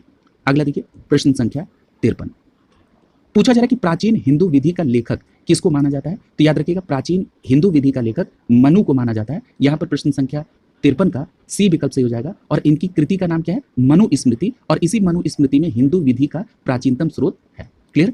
अगला देखिए प्रश्न संख्या 54, पूछा जा रहा है कि हिंदू विधि पर पुस्तक लिखी गई मिताक्षरा ये किसने लिखी? तो याद रखिएगा हिंदू विधि पर आधारित ये जो मिताक्षरा है इसकी रचना विज्ञानेश्वर ने की थी। किसने? विज्ञानेश्वर ने, इसलिए प्रश्न संख्या 54 का सी विकल्प सही हो जाएगा। तो याद रखेंगे मिताक्षरा जो पुस्तक है ये हिंदू विधि पर आधारित है और इसकी रचना किसने की? विज्ञानेश्वर ने की थी। क्लियर है? ये एक बात और यहाँ पर याद रखिएगा कि ये जो पुस्तक है ये याज्ञवल्क्य स्मृति पर टीका ग्रंथ है। ये जो मिताक्षरा है ये किस पर टीका ग्रंथ है? याज्ञवल्क्य स्मृति पर टीका ग्रंथ है, और रचना किसने की? विज्ञानेश्वर ने। याद रखेंगे। अगला देखिए प्रश्न संख्या 55, पूछा जा रहा है कि स्कंद पुराण में गढ़वाल को किस नाम से जाना जाता है? तो याद रखिएगा स्कंद पुराण में जो गढ़वाल है इसको केदार खंड के रूप में जाना जाता है। प्रश्न संख्या 55 का ए विकल्प यहाँ पर सही हो जाएगा। गढ़वाल को किस रूप में? स्कंद पुराण में केदार खंड के रूप में, और इसी स्कंद पुराण में कुमायूं को मानस खंड कहा गया। कुमायूं को मानस खंड और गढ़वाल को केदार खंड। अगला देखिए प्रश्न संख्या 56, पूछा जा रहा है कि वैदिक युगीन लोगों द्वारा सर्वप्रथम किस धातु का प्रयोग किया गया? तो याद रखिएगा आपका जवाब होगा विकल्प डी, तांबे का। यानी वैदिक काल के जो प्रारंभिक भाग थे उसमें तांबे की जानकारी थी, और जो उत्तर वैदिक काल है उसमें तांबे के अतिरिक्त फिर सोना, चांदी, लोहा, लोहा याद रखिएगा, लोहे से संदर्भित कई बार प्रश्न आपके सिंधु घाटी सभ्यता में पूछे गए। याद रखिएगा लोहे से जो परिचय हुआ था वो उत्तर वैदिक काल में हुआ था। क्लियर है? अगला देखिए प्रश्न संख्या 57, पूछा जा रहा है कि ऋग वैदिक काल से पूर्व आर्यों का मुख्य व्यवसाय क्या था। तो याद रखिएगा ऋग वैदिक काल से पूर्व आर्यों का जो मुख्य व्यवसाय था वो पशुपालन था। क्लियर है? और अब क्या हो गया? कृषि। क्लियर है? तो यहाँ पर आप ध्यान रखेंगे प्रश्न संख्या 57 का बी विकल्प से हो जाएगा, ऋग वैदिक काल से पूर्व आर्यों का मुख्य व्यवसाय पशुपालन था। क्लियर है? अगला देखिए प्रश्न संख्या 58, पूछा जा रहा है कि वैदिक साहित्य में प्रयुक्त व्रीहि शब्द का अर्थ क्या है। तो देखिए मैंने अभी इसको कोरिलेट किया था और आपसे कहा था कि व्रीहि और तंदुल दो शब्द हैं। तो ये जो व्रीहि शब्द है ये चावल से संबंधित है। किससे? चावल से। तो याद रखेंगे व्रीहि जो है चावल से संबंधित है, और तंदुल मैंने किससे बताया था? धान से। तंदुल का संबंध धान से। क्लियर है? तो ये दोनों बातें आप जरूर याद रखेंगे। अगला देखिए प्रश्न संख्या 59, पूछा जा रहा है कि ऋग्वेद में सबसे पवित्र नदी। पवित्र नदी, तो सीधे आपका जवाब होगा विकल्प ए, सरस्वती नदी को सबसे पवित्र नदी माना गया ऋग्वेद में। क्लियर है? और अभी आपने ये भी पढ़ा था कि इनको नदी तमा, देवी तमा, माते तमा भी कहा गया। क्लियर है? अगला देखिए प्रश्न संख्या 60, पूछा जा रहा है कि ऋग्वेद में वर्णित देवताओं में सबसे प्रमुख देवता कौन थे। तो जो सबसे प्रमुख देवता होंगे उनकी चर्चा ज्यादा बार होगी, और चर्चा ज्यादा बार किसकी हुई? इंद्र की। कितने बार? 250 बार। इसलिए यहाँ पर प्रश्न संख्या 60 का ए विकल्प आपका सही हो जाएगा। और इंद्र के लिए जो नाम प्रयोग हुआ वो पुरंदर, मैं बता चुका हूँ। विश्व के स्वामी भी कहे जाते हैं। क्लियर है? युद्ध के देवता भी माने जाते हैं। अगला देखिए प्रश्न संख्या 61, पूछा जा रहा है कि वेदांगों के संदर्भ में निम्नलिखित में से कौन सा शब्दों में कौन सा शब्द अनुष्ठान को दर्शाता है। अब देखिए वेदांग की चर्चा आ गई ना, तो याद रखिएगा ये जो कल्प शब्द है ये अनुष्ठान को दर्शाता है। कल्प शब्द किसको दर्शाता है? अनुष्ठान को। और मैंने आपसे कहा था ना, वेदांत किसके लिए कहा था? वेदांत कहा था उपनिषद के लिए। क्लियर है? उपनिषद के संदर्भ में इसे वेदांत कहते हैं। और वहीं मैंने वेदांग की चर्चा की थी और कहा था आपसे कि वेदों को समझने के लिए 6 वेदांग हैं। कौन कौन से? शिक्षा, कल्प, निरुक्त, व्याकरण, ज्योतिष और छंद। और यहाँ पर कल्प से संबंधित पूछा गया कि ये जो अनुष्ठान है ये किसको? तो याद रखिएगा अनुष्ठान जो है ये कल्प से संबंधित है। क्लियर है? यानी वेदांगों के संदर्भ में जो कल्प शब्द है ये अनुष्ठान को दर्शाता है। याद रखिएगा इस बात को। अगला देखिए प्रश्न संख्या 62, पूछा जा रहा है कि वैदिक धर्म का मुख्य लक्षण इनमें से किसकी उपासना है। तो याद रखिएगा जो वैदिक धर्म में उपासना की बात करेंगे तो प्रकृति की उपासना मुख्य लक्षण है। यानी यहाँ पर प्रश्न संख्या 62 का ए विकल्प आपका आंसर हो जाएगा। अगला देखिए प्रश्न संख्या 63, पूछा जा रहा है कि प्राचीन भारतीय समाज के प्रसंग में निम्नलिखित शब्दों में से कौन सा शब्द शेष 3 वर्ग का नहीं है, यानी एक अलग है। तो यहाँ पर देखिए लिखा है कुल, वंश, कोश और गोत्र। तो आप एक बात देख रहे हैं कि इसमें कुल, वंश और गोत्र जो है ये परिवार से संबंधित है। कुल, वंश और गोत्र किससे? परिवार से। यानी ये तीनों एक प्रकार संबंधित हो गए। यहाँ पर कोश शब्द जो है इन 3 वर्गों का नहीं है। यानी यहाँ पर कोश शब्द जो है ये परिवार से संबंधित नहीं है। कोश शब्द का मतलब होता है भंडार से। क्लियर है? तो याद रखेंगे यहाँ पर प्रश्न संख्या 63 का सी विकल्प आपका आंसर हो जाएगा। अगला देखिए प्रश्न संख्या 64, पूछा जा रहा है कि निम्नलिखित किस उपनिषद का शाब्दिक अर्थ है सफेद घोड़ा। ठीक है? तो याद रखिएगा सफेद घोड़ा किसके संदर्भ में कहा गया? तो यहाँ पर सफेद घोड़ा जो है ये उपनिषद के लिए कहा गया, श्वेताश्वतर उपनिषद के संबंध में। क्लियर है? मैंने इसकी जिक्र पिछले बार भी की है। श्वेताश्वतर जो उपनिषद है उसमें सफेद घोड़े के संदर्भ में चर्चा की गई है। क्लियर है? तो ये बात आप स्पष्ट रूप से याद रखेंगे। और मैंने अभी आपको पीछे किसके बारे में श्वेताश्वतर में कहा था, याद करिए, जब चर्चा हो रही थी कि मोक्ष शब्द का प्रयोग कहाँ पर हुआ, तो वहां पर यह बात आया था कि उपनिषदों में प्रथम बार मोक्ष शब्द की चर्चा हुई। फिर मैंने कहा कि अगर पर्टिकुलर उपनिषद का नाम पूछ ले तो वहां मैंने आपको बताया था कि श्वेताश्वतर उपनिषद जो है उसमें पहली बार उपनिषद में मोक्ष की चर्चा हुई है। क्लियर है? और यहाँ पर याद रखिएगा ये जो सफेद घोड़ा है ये भी श्वेताश्वतर उपनिषद से संबंधित है। यानी श्वेताश्वतर उपनिषद से संबंधित 2 फैक्ट आपको याद रखने हैं। क्लियर है? यानी यहाँ पर प्रश्न संख्या 64 का ई विकल्प यहाँ पर सही हो जाएगा। अगला देखिए प्रश्न संख्या 65, फिर यहाँ पर सुमेलित करना है ऋग्वेद। तो ऋग्वेद की अभी हम लोगों ने चर्चा की थी कि ऋग्वेद क्या है? देवताओं की स्तुति के संदर्भ में चर्चित है, यानी ये स्तोत्र और प्रार्थनाओं से संबंधित है। तो ए को आप चौथे के साथ कोरिलेट करेंगे। यजुर्वेद की बात करें तो यजुर्वेद के बारे में अभी आपने कहा था कि कर्मकांड और बलिदान विधि से संबंधित है, यानी बी को आप दूसरे के साथ कोरिलेट करेंगे। सामदेव की बात हुई थी कि सामवेद की चर्चा हुई थी कि सामवेद में संगीत का है, यानी आप सी को पहले के साथ। अथर्ववेद में चर्चा हुई थी कि ये संबंधित है आपके औषधि से या तंत्र मंत्र वशीकरण से। तो यहाँ पर आपका आ जाएगा डी, तीसरे से संबंधित हो जाएगा। यानी जो कूट बनेगा वो बनेगा 4 2 1 3, 4 2 1 3। यहाँ पर आप देख रहे हैं ए विकल्प आपका सही है। 4 2 1 3 के आधार पर ये ए विकल्प यहाँ सही होगा प्रश्न संख्या 65 का। क्लियर है? अगला देखिए प्रश्न संख्या 66। प्रश्न संख्या 66 में आपको सुमेलित करना है। यहाँ पर ए विकल्प में लिखा ऋग्वेद। तो देखिए जो ऋग्वेद है इसके जो ब्राह्मण है इसको आप ऐत्रेय या कौशितकी कहते हैं। क्लियर है। ऋग्वेद का ये ब्राह्मण और उपनिषद ये दोनों होते हैं ऐत्रेय और कौशितकी। क्लियर है। तो यहाँ पर आप ए को सुमेलित कर देंगे तीसरे के साथ। याद रखिएगा ऋग्वेद का ब्राह्मण और उपनिषद क्या होता है, ऐत्रेय और कौशितकी। दूसरा लिखा है सामवेद। सामवेद किससे संबंधित हो जाएगा, तो यहाँ पर सामवेद आप संबंधित कर लेंगे पंचविश से, यानी बी को आप सुमेलित करेंगे चौथे के साथ। सामवेद किसके साथ, पंचविश के साथ। सामवेद का अगर ब्राह्मण और उपनिषद की भी चर्चा कर ली जाए तो यहाँ पर याद रखिएगा सामवेद का जो ब्राह्मण होता है उसको कहते हैं जैमिनी या तांडय। अगर नहीं पता होगा तो नोट डाउन जरूर कर लीजिएगा। सामवेद का जो ब्राह्मण है वो है जैमिनी और तांडय, और जो सामवेद का उपनिषद है वो है छांदोग्य और जैमिनी। सामवेद का जो उपनिषद है वो है छांदोग्य या जैमिनी। क्लियर। अथर्ववेद की चर्चा कर लें। अथर्ववेद किससे संबंधित होगा, तो यहाँ पर अथर्ववेद को आप कोरिलेट करेंगे गोपथ के साथ, यानी सी को आप पहले के साथ। देखिए अथर्ववेद का जो ब्राह्मण होता है उसको कहते हैं गोपथ। क्लियर। अथर्ववेद का जो ब्राह्मण है उसको क्या कहते हैं, गोपथ। और यहीं पर अथर्ववेद का उपनिषद की भी चर्चा कर लें तो अथर्ववेद के उपनिषद जो है एक है मुंडकोपनिषद और या दूसरा आप है मांडुक्योपनिषद। मुंडकोपनिषद और मांडुक्योपनिषद ये संबंधित किससे हैं, ये अथर्ववेद के उपनिषद हैं। याद रखेंगे, पूछे गए प्रश्न है ये। यजुर्वेद की बात कर लें तो यजुर्वेद का जो संबंध है वो यहाँ पर किससे हो जाएगा, यजुर्वेद का संबंध हो जाएगा शतपथ से, यानी यहाँ पर डी को आप सुमेलित करेंगे दूसरे के साथ। याद रखिएगा यजुर्वेद का जो ब्राह्मण है वो होता है तैतरीय और शतपथ। यजुर्वेद का जो ब्राह्मण होता है उसको कहते हैं तैतरीय या शतपथ। क्लियर है। और यजुर्वेद की उपनिषद की बात कर लें तो यजुर्वेद का उपनिषद है बृहदारण्यक उपनिषद, जवालकोपनिषद और कठोपनिषद। क्लियर है। बृहदारण्यक उपनिषद, जवालकोपनिषद और कठोपनिषद ये किसके उपनिषद हैं, यजुर्वेद के। क्लियर है। और अभी आपने पीछे पढ़ा है कि शुक्ल यजुर्वेद है उसी से संबंधित है जवालकोपनिषद। क्लियर है। तो इन सभी बातों को आप जरूर याद रखेंगे, ये बहुत इंपॉर्टेंट है। अगला यानी यहाँ पर सही कोड क्या बना, 3 4 1 2, और 3 4 1 2 के आधार पर यहाँ पर सही जवाब क्या हो जाएगा, विकल्प सी। क्लियर। देखिए आरओ के प्रीलिम्स 2014 में भी पूछा गया और कई स्टेट पीसीएस के प्रीलिम्स में भी पूछा गया। अगला है प्रश्न संख्या 67। पूछा जा रहा है कि आर्य सभ्यता में मनुष्य का जो जीवन है वो आयु के आधार पर इसको विभिन्न चरणों में बांटा गया है। आपको इसको आरोही क्रम के आधार पर व्यवस्थित करना है। यहाँ पर देखिए सीधी सी बात है, इस प्रश्न में क्या कह रहा है, ये कह रहा है कि आयु के आधार पर आश्रम बनाए गए। ठीक है। उसमें ब्रह्मचर्य आश्रम, गृहस्थ आश्रम, वानप्रस्थ आश्रम और संन्यास आश्रम, यही सही क्रम है।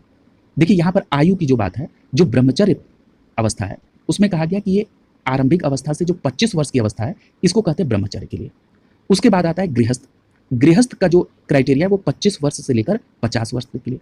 उसके बाद आता है वानप्रस्थ, ये 50 वर्ष से लेकर 75 वर्ष आयु के लिए।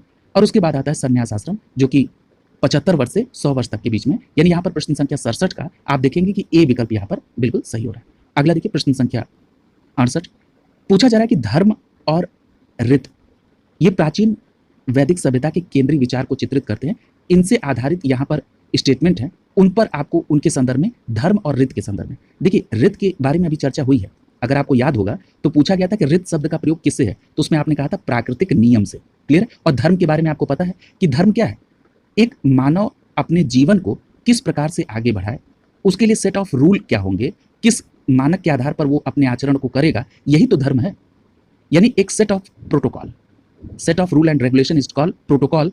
और एक प्रोटोकॉल प्रोवाइड किया जाता है धर्म की तरफ से, और वही आप जिस धर्म को मानने वाले हैं उस धर्म के प्रोटोकॉल को आप मानते हैं। क्लियर। साधारण बात है। अब आइए जरा इसको स्टेटमेंट को देखिए। धर्म जो है ये व्यक्ति के दायित्वों एवं स्वयं तथा दूसरों के प्रति व्यक्तिगत कर्तव्यों की संकल्पना करता है। तो जो मैंने अभी धर्म के बारे में आपसे चर्चा की वो उस आधार पर ये स्टेटमेंट बिल्कुल सही है कि धर्म जो है ये व्यक्ति के दायित्वों और स्वयं तथा दूसरों के प्रति व्यक्तिगत जो कर्तव्य है उसकी संकल्पना देता है। क्लियर। अब दूसरा देखिए, दूसरे स्टेटमेंट में कह रहा है कि जो ऋत शब्द है ये मूलभूत नैतिक विधान है जो सृष्टि और उसमें अंतर्निहित सारे तत्वों के क्रियाकलापों को संचालित करता है। यानी देख रहे हैं ये प्राकृतिक नियम की बात हो रही है। यानी आप सीधे सीधे कहेंगे यहाँ पर दोनों स्टेटमेंट आपके सही हैं, इसलिए यहाँ पर कौन सा विकल्प सही होगा, सी विकल्प यहाँ पर सही हो जाएगा। क्लियर है। अगला देखिए प्रश्न संख्या 69। पूछा जा रहा है कि वैदिक देवता इंद्र के संदर्भ में निम्नलिखित कथनों पर विचार कीजिए। तो वैदिक देवता इंद्र के संदर्भ में आपने क्या क्या बातें देखी थी कि इंद्र को सबसे प्रतापी देवता माना जाता है, 250 सूक्त इनके लिए हैं। इंद्र को युद्ध का देवता माना जाता है। ठीक है। युद्ध के साथ साथ इनको वर्षा का देवता माना जाता है। तो यहाँ देखिए वर्षा का देवता दिया गया है, यानी यहाँ पर चौथा है। क्लियर है। तो यहाँ पर जिस विकल्प में चौथा दिया होगा वही होगा, यानी यहाँ पर सी और डी में से एक होगा। सी में लिखा है कि 2 और 4। तो देखिए 2 जो है पापियों का दंड, मैंने आपसे कहा था ना रुद्र जो है ये क्या करते हैं, पापियों को दंड देते हैं। क्लियर है, यानी ये तो आपका सुमेलित नहीं होगा, यानी सी यहाँ से कैंसिल हो गया। क्लियर है, अब देखिए सी अगर कैंसिल हुआ तो अब बचा डी विकल्प। इसमें पहला और चौथा है, यानी झंझावत के देवता और वर्षा के देवता माने जाते हैं कौन, इंद्र। यानी प्रश्न संख्या 69 का सही जवाब होगा विकल्प डी। क्लियर है, और याद रखिएगा कि अगर पापियों को दंड देने की बात है तो पापियों को दंड देना यानी असुर शक्तियों का दमन करने वाले देवता कौन है, रुद्र है। क्लियर है, इसी तरह पूछ लिया जाता है कि अब जैसे नैतिक व्यवस्था का जो है, तो मैंने अभी आपसे बताया ना, सत्य का प्रतीक या नैतिक देवता जो है ये वरुण को कहा जाता है। क्लियर है, तो ये भी आप ध्यान रखेंगे। इसी प्रकार से कई बार पूछा जाता है कि अश्विन यानी ये विपत्तियों को हराने वाले देवता है अश्विन। क्लियर है, तो ये भी बात आप ध्यान में रखेंगे। अगला देखिए प्रश्न संख्या 70, पूछा जा रहा है कि सत्यकाम जाबाल की जो कथा है जो कि अनब्याही मां के होने के लांछन को चुनौती देती है, इसका उल्लेख कहां पर है। क्लियर है, तो याद रखिएगा ये जो सत्यकाम जाबाल है जिनकी कथा है कि अनब्याही मां के लांछन होने की चुनौती देती है, ये वर्णित है छांदोग्य उपनिषद में। कहां पर, छांदोग्य उपनिषद में। इसलिए प्रश्न संख्या 70 का यहाँ पर जो सही जवाब होगा वो हो जाएगा विकल्प सी। देखिए सत्यकाम जाबाल के बारे में एक बात याद रखिएगा कि ये महर्षि गौतम के शिष्य थे। क्लियर है, यानी सत्यकाम जाबाल महर्षि गौतम के शिष्य थे जिनकी माता का नाम क्या था, जाबाल। इनकी माता का नाम क्या था, जाबाल। और सत्यकाम जाबाल की जो कथा है वो अनब्याही मां के लांछन को चुनौती देती है और कहाँ पे वर्णित है, छांदोग्य उपनिषद में। अगला देखिए प्रश्न संख्या 71, पूछा जा रहा है कि ऋग्वैदिक कालीन जो आर्य हैं और सिंधु घाटी सभ्यता के लोगों की जो संस्कृति है इनके बीच अंतर के संदर्भ में यहाँ पर कथन दिए गए हैं और जो कथन सही अंतर बताए उसको आप फाइंड आउट करिए। यहाँ पर पहला लिख रहा है कि ऋग्वैदिक कालीन जो आर्य हैं वो कवच और सिर स्त्राण यानी हेलमेट का प्रयोग करते थे, जबकि सिंधु घाटी सभ्यता के लोग इनके प्रयोग का कोई साक्ष्य नहीं मिला। तो ये बात बिल्कुल सही है कि कवच या इसको जो शब्द प्रयोग किया गया ऋग्वेद में कवच के लिए वो किया गया वर्म। क्लियर है, क्या है, वर्म। जैसे हेलमेट के लिए यहाँ पर लिखा हुआ है सिर स्त्राण, उसी तरह कवच के लिए जो शब्द है वो वर्म है। क्लियर, यानी कवच और हेलमेट का जो है ये ऋग्वेद में है और सिंधु घाटी सभ्यता में इसका नहीं। ये स्टेटमेंट बिल्कुल सही है। दूसरा देख लीजिए, पूछा जा रहा है कि ऋग्वैदिक कालीन जो आर्य है उनको स्वर्ण, चांदी, ताम्र का ज्ञान था, लेकिन सिंधु घाटी सभ्यता के लोगों को ताम्र और केवल ताम्र और लौह का ज्ञान था। ये जो केवल शब्द लग गया ना, इसी ने इस स्टेटमेंट को गलत कर दिया, क्योंकि आप ये पढ़ चुके हैं स्पष्ट रूप से कि सिंधु घाटी सभ्यता के लोगों को लौह की तो जानकारी नहीं थी। मैंने अभी आपको बताया था कि लोहे की जानकारी उत्तर वैदिक काल में हुई, तो यहाँ तो यही स्टेटमेंट गलत है। दूसरा, केवल आप कह रहे हैं कि ताम्र और लौह की, जबकि ये बात स्पष्ट है कि सिंधु घाटी सभ्यता को कांस्य युगीन सभ्यता कहते हैं। और कांसा बनता कैसे है, जब तांबे के साथ मिलाया जाता है टिन को, तभी तो कांसा बनता है। और इसके अलावा आपने पढ़ा है कि चांदी की भी जानकारी सिंधु घाटी सभ्यता के लोगों को थी, स्वर्ण की जानकारी थी। तो इसलिए इन आधार पर ये प्रश्न संख्या जो 71 का दूसरा स्टेटमेंट है ये सीधे सीधे गलत हो रहा है। अब तीसरे को देखिए, ऋग्वैदिक कालीन आर्यों ने घोड़े को पालतू बना लिया था, जबकि इस बात का कोई साक्ष्य नहीं है कि सिंधु घाटी के लोग इस पशु को जानते थे। अब देखिए ये प्रश्न भी गलत हो गया। ये बात तो सही है कि ऋग्वैदिक आर्यों के द्वारा युद्धों में घोड़े से खींचे जाने वाले रथों का जिक्र है, लेकिन आप ये जब कहेंगे कि सिंधु घाटी सभ्यता के लोगों को घोड़े की जानकारी नहीं है, जबकि आप ये स्पष्ट रूप से जान चुके हैं कि घोड़े के अवशेष सुरकोटदा और लोथल से प्राप्त हुए हैं, तो ये स्टेटमेंट इस आधार पर गलत हो जाएगा। क्लियर है, तो यहाँ पर आप देख रहे हैं कि केवल पहला स्टेटमेंट सही है, दूसरा और तीसरा यहाँ पर गलत है। इसलिए प्रश्न संख्या 71 का ए विकल्प सही हो जाएगा। ये आईएएस के प्रीलिम्स 2017 में पूछा गया प्रश्न था। आप बताइए कि इस प्रश्न को करने में आपको कहाँ तकलीफ महसूस हुई। मेरे आधार पर यदि आप अच्छे से चीज़ों को समझ रहे हैं, समय समय पर उसका रिवीजन कर रहे हैं, तो प्रश्न आपसे बनेंगे, इसमें कोई कंफ्यूजन नहीं होनी चाहिए। क्लियर है, अगले टॉपिक की तरफ चलते हैं। अगला जो टॉपिक है वो है धार्मिक आंदोलन, और धार्मिक आंदोलन के अंतर्गत जो सब टॉपिक है वो है बौद्ध धर्म। परीक्षा के दृष्टिकोण से महत्वपूर्ण टॉपिक है। आइए बौद्ध धर्म से संबंधित अभ्यास प्रश्नों को करते हैं। यहाँ पर जो सबसे पहला प्रश्न दिया गया है कि बुद्ध शब्द का तात्पर्य क्या है। तो देखिए आप सभी को ये पता है कि गौतम बुद्ध का जो बचपन का नाम था वो था सिद्धार्थ, और जब उनको ज्ञान की प्राप्ति हुई उसके बाद वो बुद्ध कहलाए। क्लियर है, यानी ज्ञान संपन्न व्यक्ति को ही बुद्ध कहा जाता है। आप यहां से भी इसको कोरिलेट कर सकते हैं। प्रश्न संख्या 1 का सी विकल्प यहां पर सही हो जाएगा। बुद्ध का तात्पर्य एक ज्ञान संपन्न व्यक्ति। बुद्ध के लिए एक शब्द का और प्रयोग होता है, वो है जारित। क्या शब्द है, जारित। ये बात भी आप ध्यान में रखेंगे। क्लियर, चलिए प्रश्न संख्या 2 को देखते हैं। प्रश्न संख्या 2 में दिया गया है कि बौद्ध धर्म के प्रचार प्रसार के लिए कौन सी भाषा प्रयोग में लाई गई थी। तो आपका सही जवाब होगा विकल्प सी। बुद्ध धर्म के लिए प्रचार प्रसार के लिए जो प्रयोग में लाई गई भाषा है वो है पाली भाषा। क्लियर है, प्रश्न संख्या 2 का यहाँ पर सी विकल्प आंसर हो जाएगा। प्रश्न संख्या 3 देखिए, पूछा जा रहा है कि बौद्ध शिक्षा का वर्णन निम्नलिखित में से किसमें किया गया है। बहुत अच्छा प्रश्न है, और यहाँ से कोरिलेट करके कई प्रश्न आपके परीक्षाओं में पूछे गए हैं।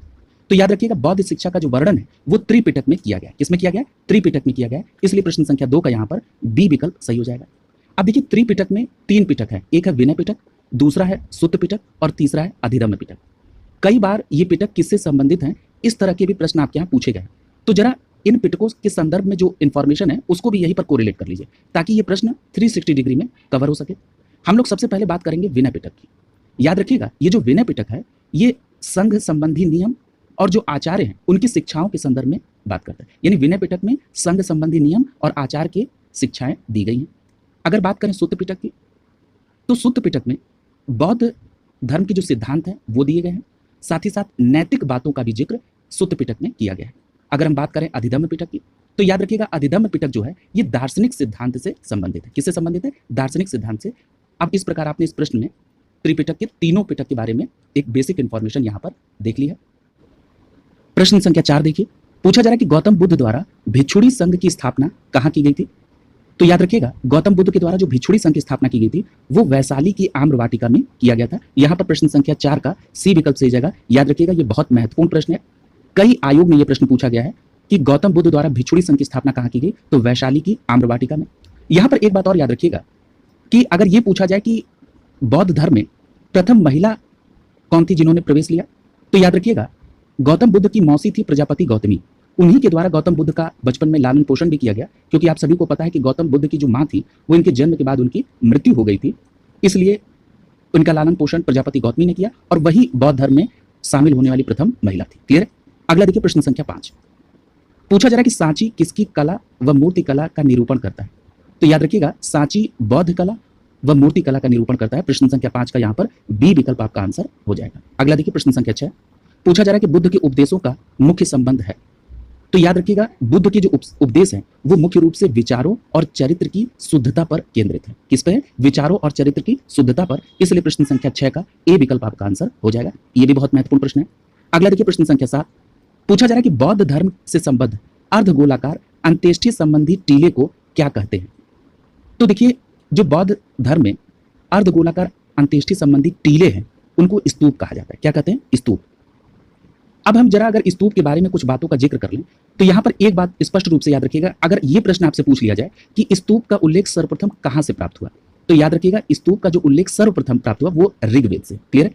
और वहां पर कहा गया कि जो अग्नि की उठती हुई ज्वालाएं हैं उनको स्तूप कहा गया। कहां पर? ऋग्वेद में। क्लियर है?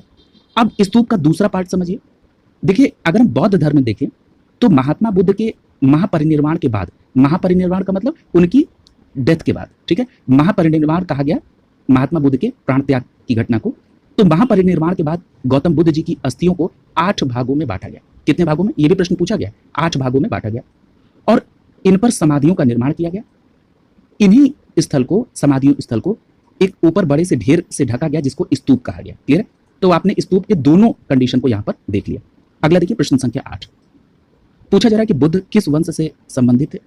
तो देखिए, आपने ये बात पढ़ी है कि महात्मा बुद्ध जो थे जिन्होंने बौद्ध धर्म की स्थापना की, इनके पिता जो थे वो शाक्यगढ़ के मुखिया थे और उनका नाम शुद्धोदन था।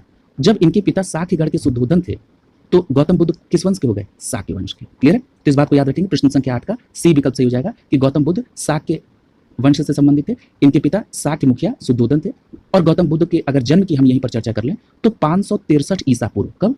563 ईसा पूर्व में गौतम बुद्ध का जन्म कपिलवस्तु के लुम्बिनी नामक स्थान पर हुआ था। क्लियर है? अगला देखिए प्रश्न संख्या 9, पूछा जा रहा है कि आरंभिक बौद्ध साहित्य किस भाषा में रचे गए? तो अभी चर्चा हुई थी, आरंभिक बौद्ध साहित्य पाली भाषा में रचे गए। प्रश्न संख्या 9 का ए विकल्प आपका आंसर हो जाएगा। अगला देखिए प्रश्न संख्या 10, पूछा जा रहा है कि बुद्ध की मृत्यु किस वर्ष हुई? तो याद रखिएगा 483 ईसा पूर्व में गौतम बुद्ध की मृत्यु हुई। उस समय उनकी आयु कितनी थी? 80 वर्ष थी। ये भी बात याद रखिएगा कि जब गौतम बुद्ध की डेथ हुई, मृत्यु हुई, जब उनको महापरिनिर्वाण की प्राप्ति हुई तो उनकी आयु कितनी थी? 80 वर्ष। और कब हुई? 483 ईसा पूर्व। और अभी आपने जन्म देखा है, कब हुआ था जन्म? 563 ईसा पूर्व। क्लियर है? अगला देखिए, और मैंने आपको यह भी बताया है कि जो गौतम बुद्ध थे इनके बचपन का नाम क्या था? सिद्धार्थ। अगला देखिए प्रश्न संख्या 11, पूछा जा रहा है कि नालंदा विश्वविद्यालय की स्थापना का युग क्या था? तो याद रखिएगा, नालंदा विश्वविद्यालय की जो स्थापना की गई वो गुप्त काल में की गई। कब की गई? गुप्त काल में की गई। और इसकी स्थापना किसने की थी? तो कुमार गुप्त प्रथम ने। याद रखेंगे, नालंदा विश्वविद्यालय की स्थापना 5वीं सदी के मध्य में गुप्त शासनकाल के समय हुई और किसके द्वारा की गई? कुमार गुप्त प्रथम के समय में। अगला देखिए प्रश्न संख्या 12 में यही पूछा जा रहा है कि नालंदा विश्वविद्यालय के संस्थापक कौन थे? तो आपका विकल्प बी सही हो जाएगा, कुमार गुप्त नालंदा विश्वविद्यालय के संस्थापक थे। देखिए इसके संदर्भ में एक इंफॉर्मेशन मिलती है ह्वेनसांग से। आप सभी को पता है कि ह्वेनसांग जो था एक विदेशी यात्री था और ह्वेनसांग हर्षवर्धन के शासनकाल में आया। और ये भी बात आप सभी जानते हैं कि ह्वेनसांग ने नालंदा विश्वविद्यालय में उसने अध्ययन भी किया था। क्लियर है? ये आप सभी को पता है कि नालंदा विश्वविद्यालय में अध्ययन किया था चीनी यात्री ह्वेनसांग ने। और उसने अपनी यात्रा वृतांत में कहा कि नालंदा विश्वविद्यालय के जो संस्थापक हैं वो है सक्रादित्य। उन्होंने यही लिखा कि नालंदा विश्वविद्यालय के संस्थापक सक्रादित्य हैं और सक्रादित्य की जो पहचान है वो कुमारगुप्त प्रथम से की जाती है। क्लियर है? इस आधार पर आप ये कहते हैं कि नालंदा विश्वविद्यालय की स्थापना कुमारगुप्त प्रथम ने की। और अगर कुमारगुप्त के बारे में चर्चा हो रही है तो ये बात भी याद रखिएगा कि महेंद्रादित्य जो इनकी उपाधि है ये काफी प्रचलित है। अगला देखिए प्रश्न संख्या 13। प्रश्न संख्या 13 में पूछा जा रहा है कि नालंदा विश्वविद्यालय किस लिए प्रसिद्ध है। तो देखिए नालंदा विश्वविद्यालय जो है ये किस लिए फेमस है? बौद्ध धर्म दर्शन के लिए। क्लियर है? किसके लिए फेमस है? बौद्ध धर्म दर्शन के लिए। यानी नालंदा जो है एक प्रसिद्ध बौद्ध पीठ और विश्वविद्यालय रहा, जिससे आपको रिलेट करेंगे। प्रश्न संख्या 13 का सी विकल्प यहाँ पर सही हो जाएगा। प्रश्न संख्या 14 में पूछा जा रहा है कि गौतम बुद्ध का जन्म कब हुआ था। हम लोग चर्चा कर चुके हैं कि 563 ईसा पूर्व में गौतम बुद्ध का जन्म हुआ था। कहां पर हुआ था? कपिल वस्तु के लुम्बिनी नामक स्थान पर। और इनके पिता साक के मुखिया शुद्धोदन थे। क्लियर है? और इनकी माता का नाम क्या था? महामाया था। और एक प्रश्न और पूछा जाता है कि जो महामाया थी ये किस वंश से थी? तो कोली वंश के। तो स्पष्ट रूप से याद रखिएगा कि इनके पिता साक्य वंश के और इनकी माता कोली वंश की थी। अगला देखिए प्रश्न संख्या 15। अगले ही प्रश्न में ये पूछ लिया गया कि गौतम बुद्ध की मां किस वंश की थी। तो सबसे पहले तो आपको ये याद रखना है कि गौतम बुद्ध की माता का नाम माया देवी था, या महामाया भी लिखा है तब भी आप इसको कोरिलेट कर लेंगे। और ये जो माया देवी थी ये कोली वंश की कन्या थी, इसलिए प्रश्न संख्या 15 का यहाँ पर डी विकल्प आपका आंसर हो जाएगा। क्लियर है? अगला देखिए प्रश्न संख्या 16। पूछा जा रहा है कि निम्नलिखित में से कौन एक अशोक का अभिलेख इस परंपरा की पुष्टि करता है कि गौतम बुद्ध का जन्म लुम्बिनी में हुआ था। इस प्रश्न में आपसे पूछा जा रहा है कि जो गौतम बुद्ध का जन्म लुम्बिनी में बताया जाता है, इस बात का प्रमाण अशोक के किस अभिलेख से प्राप्त हुआ। तो आपका सही जवाब होगा विकल्प डी, रुम्बनदेई स्तंभ अभिलेख से। तो याद रखिएगा अशोक के रुम्बनदेई अभिलेख से यह पता चला कि गौतम बुद्ध का जन्म लुम्बिनी में हुआ था। क्लियर है? तो याद रखेंगे। अगला देखिए प्रश्न संख्या 17। पूछा जा रहा है कि बुद्ध के जीवन की किस घटना को महाभिनिष्क्रमण के रूप में जाना जाता है। तो याद रखिएगा गौतम बुद्ध के द्वारा जो गृह त्याग किया गया था, इस घटना को हम सभी महाभिनिष्क्रमण के नाम से जानते हैं। गृह त्याग की घटना को महाभिनिष्क्रमण और महापरिनिर्वाण किसको? शरीर त्याग की घटना को महापरिनिर्वाण के नाम से जानते हैं। क्लियर है? देखिए एक प्रश्न और पूछा जाता है कि गौतम बुद्ध ने किस वर्ष मतलब किस आयु में गृह त्याग किया, यानी महाभिनिष्क्रमण हुआ। तो याद रखिएगा 29 वर्ष की आयु में। कितने वर्ष की आयु में गृह त्याग किया? 29 वर्ष की आयु में। इसी तरह कोरिलेट कर लीजिए कि अगर ये पूछा जाए कि गौतम बुद्ध का विवाह किस वर्ष में हुआ था, तो याद रखिएगा गौतम बुद्ध जी का विवाह 16 वर्ष की आयु में यशोधरा से हुआ था। यानी गौतम बुद्ध की पत्नी का नाम क्या था? यशोधरा। और गौतम बुद्ध और यशोधरा से एक पुत्र हुए जिनका नाम राहुल, यानी कि गौतम बुद्ध जी के पुत्र का नाम राहुल था। क्लियर है? इतनी बात को आप यहाँ पर कोरिलेट कर लेंगे। अगला देखिए प्रश्न संख्या 18। पूछा जा रहा है कि महात्मा बुद्ध का महापरिनिर्वाण कहाँ हुआ। महापरिनिर्वाण शरीर त्याग। तो याद रखिएगा महापरिनिर्वाण जो है ये मल्लों की राजधानी कुशीनारा में, यानी यहाँ पर प्रश्न संख्या 18 का सी विकल्प सही हो जाएगा। मल्लों की राजधानी कुशीनारा में गौतम बुद्ध का महापरिनिर्वाण हुआ। अगला देखिए प्रश्न संख्या 19। और किस वर्ष में उनका शरीर त्याग हुआ? 80 वर्ष में। अगला प्रश्न पूछा जा रहा है कि महात्मा बुद्ध का महापरिनिर्वाण किस गणतंत्र से हुआ। अभी मैंने जिक्र किया कि मल्लों की जो राजधानी थी कुशीनारा, वहां पर, यानी प्रश्न संख्या 19 का ए विकल्प यहाँ पर सही हो जाएगा। क्लियर है? और डेथ कब हुई थी, यानी महापरिनिर्वाण की घटना 483 ईसा पूर्व में। अगला देखिए प्रश्न संख्या 20। पूछा जा रहा है कि बुद्ध ने अपना पहला उपदेश कहाँ दिया था। तो याद रखिएगा बुद्ध जी ने अपना पहला उपदेश वाराणसी में एक स्थान पड़ता है सारनाथ, तो सारनाथ में इन्होंने अपना पहला उपदेश दिया था। देखिए सारनाथ का एक प्राचीन नाम है ऋषिपत्तन। क्या नाम है? ऋषिपत्तन। तो याद रखिएगा सारनाथ लिखा रहे या ऋषिपत्तन भी अगर लिखा रहेगा तब भी आप कोरिलेट करेंगे कि ये बुद्ध जी का प्रथम उपदेश स्थल है। क्लियर है? अगला देखिए प्रश्न संख्या 21। पूछा जा रहा है कि ग्रंथों में उल्लेखित धर्मचक्र प्रवर्तन किससे संबंधित है। तो याद रखिएगा सारनाथ अर्थात ऋषिपत्तन में जो गौतम बुद्ध ने प्रथम उपदेश दिया था, इसको बौद्ध धर्म में कहा गया धर्मचक्र प्रवर्तन। क्लियर है? यानी यहाँ पर प्रश्न संख्या 21 का बी विकल्प से हो जाएगा। सारनाथ में दिया गया प्रथम उपदेश बौद्ध ग्रंथों में धर्मचक्र प्रवर्तन के नाम से उल्लेखित है। अगला देखिए प्रश्न संख्या 22। पूछा जा रहा है कि बुद्ध ने सर्वाधिक उपदेश कहाँ दिए। ये भी प्रश्न बहुत इंपॉर्टेंट है और इस तरह के प्रश्न कई बार पूछे गए। तो याद रखिएगा बुद्ध ने अपने सर्वाधिक उपदेश जो दिए वो दिए श्रावस्ती में। कहाँ दिए? श्रावस्ती में। इसलिए प्रश्न संख्या 22 का यहाँ पर बी विकल्प सही हो जाएगा। देखिए एक बात याद रखिएगा, ये जो श्रावस्ती है ये किसकी राजधानी? कोशल राज्य की। और एक प्रश्न और पूछा जाता है इसी तरह कि बुद्ध के सबसे अधिक शिष्य कहाँ। तो याद रखिएगा सबसे अधिक शिष्य कहाँ? कोशल में। सबसे अधिक शिष्य कहाँ पर? कोशल में। और इसी कोशल राज्य की जो राजधानी थी श्रावस्ती, उसमें महात्मा बुद्ध के द्वारा सर्वाधिक उपदेश दिए गए। क्लियर है? तो ये सभी बातें आप ध्यान में रखेंगे। अगला देखिए प्रश्न संख्या 23।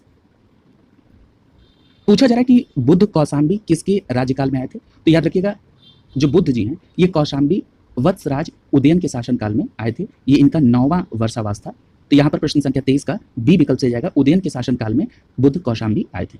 अगला है प्रश्न संख्या 24 और पूछा जा रहा है कि बुद्ध की मृत्यु के पश्चात जो प्रथम बौद्ध संगीत हुई थी उसकी अध्यक्षता किसने की थी? देखिए बुद्ध की मृत्यु के बाद बौद्ध धर्म में 4 प्रमुख बौद्ध संगीतियां हुई, ठीक है, और इससे संबंधित प्रश्न आपके यहाँ पूछे जाते हैं। तो जब जिस संगीत की चर्चा आएगी उसके संदर्भ में जितने भी एस्पेक्ट्स हैं हम लोग उन सभी को कवर करते हुए चलेंगे। यहाँ पर चर्चा हो रही है प्रथम बौद्ध संगीति की।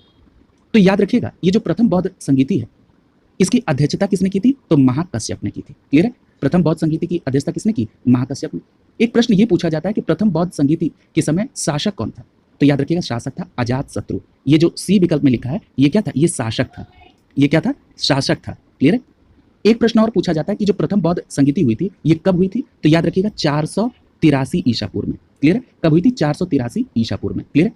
और स्थल भी पूछा जाता है तो याद रखिएगा प्रथम बौद्ध संगीति राजगृह की सप्तपर्णी गुफा में हुई थी। कहां पर? राजगृह की सप्तपर्णी गुफा में। अगला देखिए प्रश्न संख्या 25।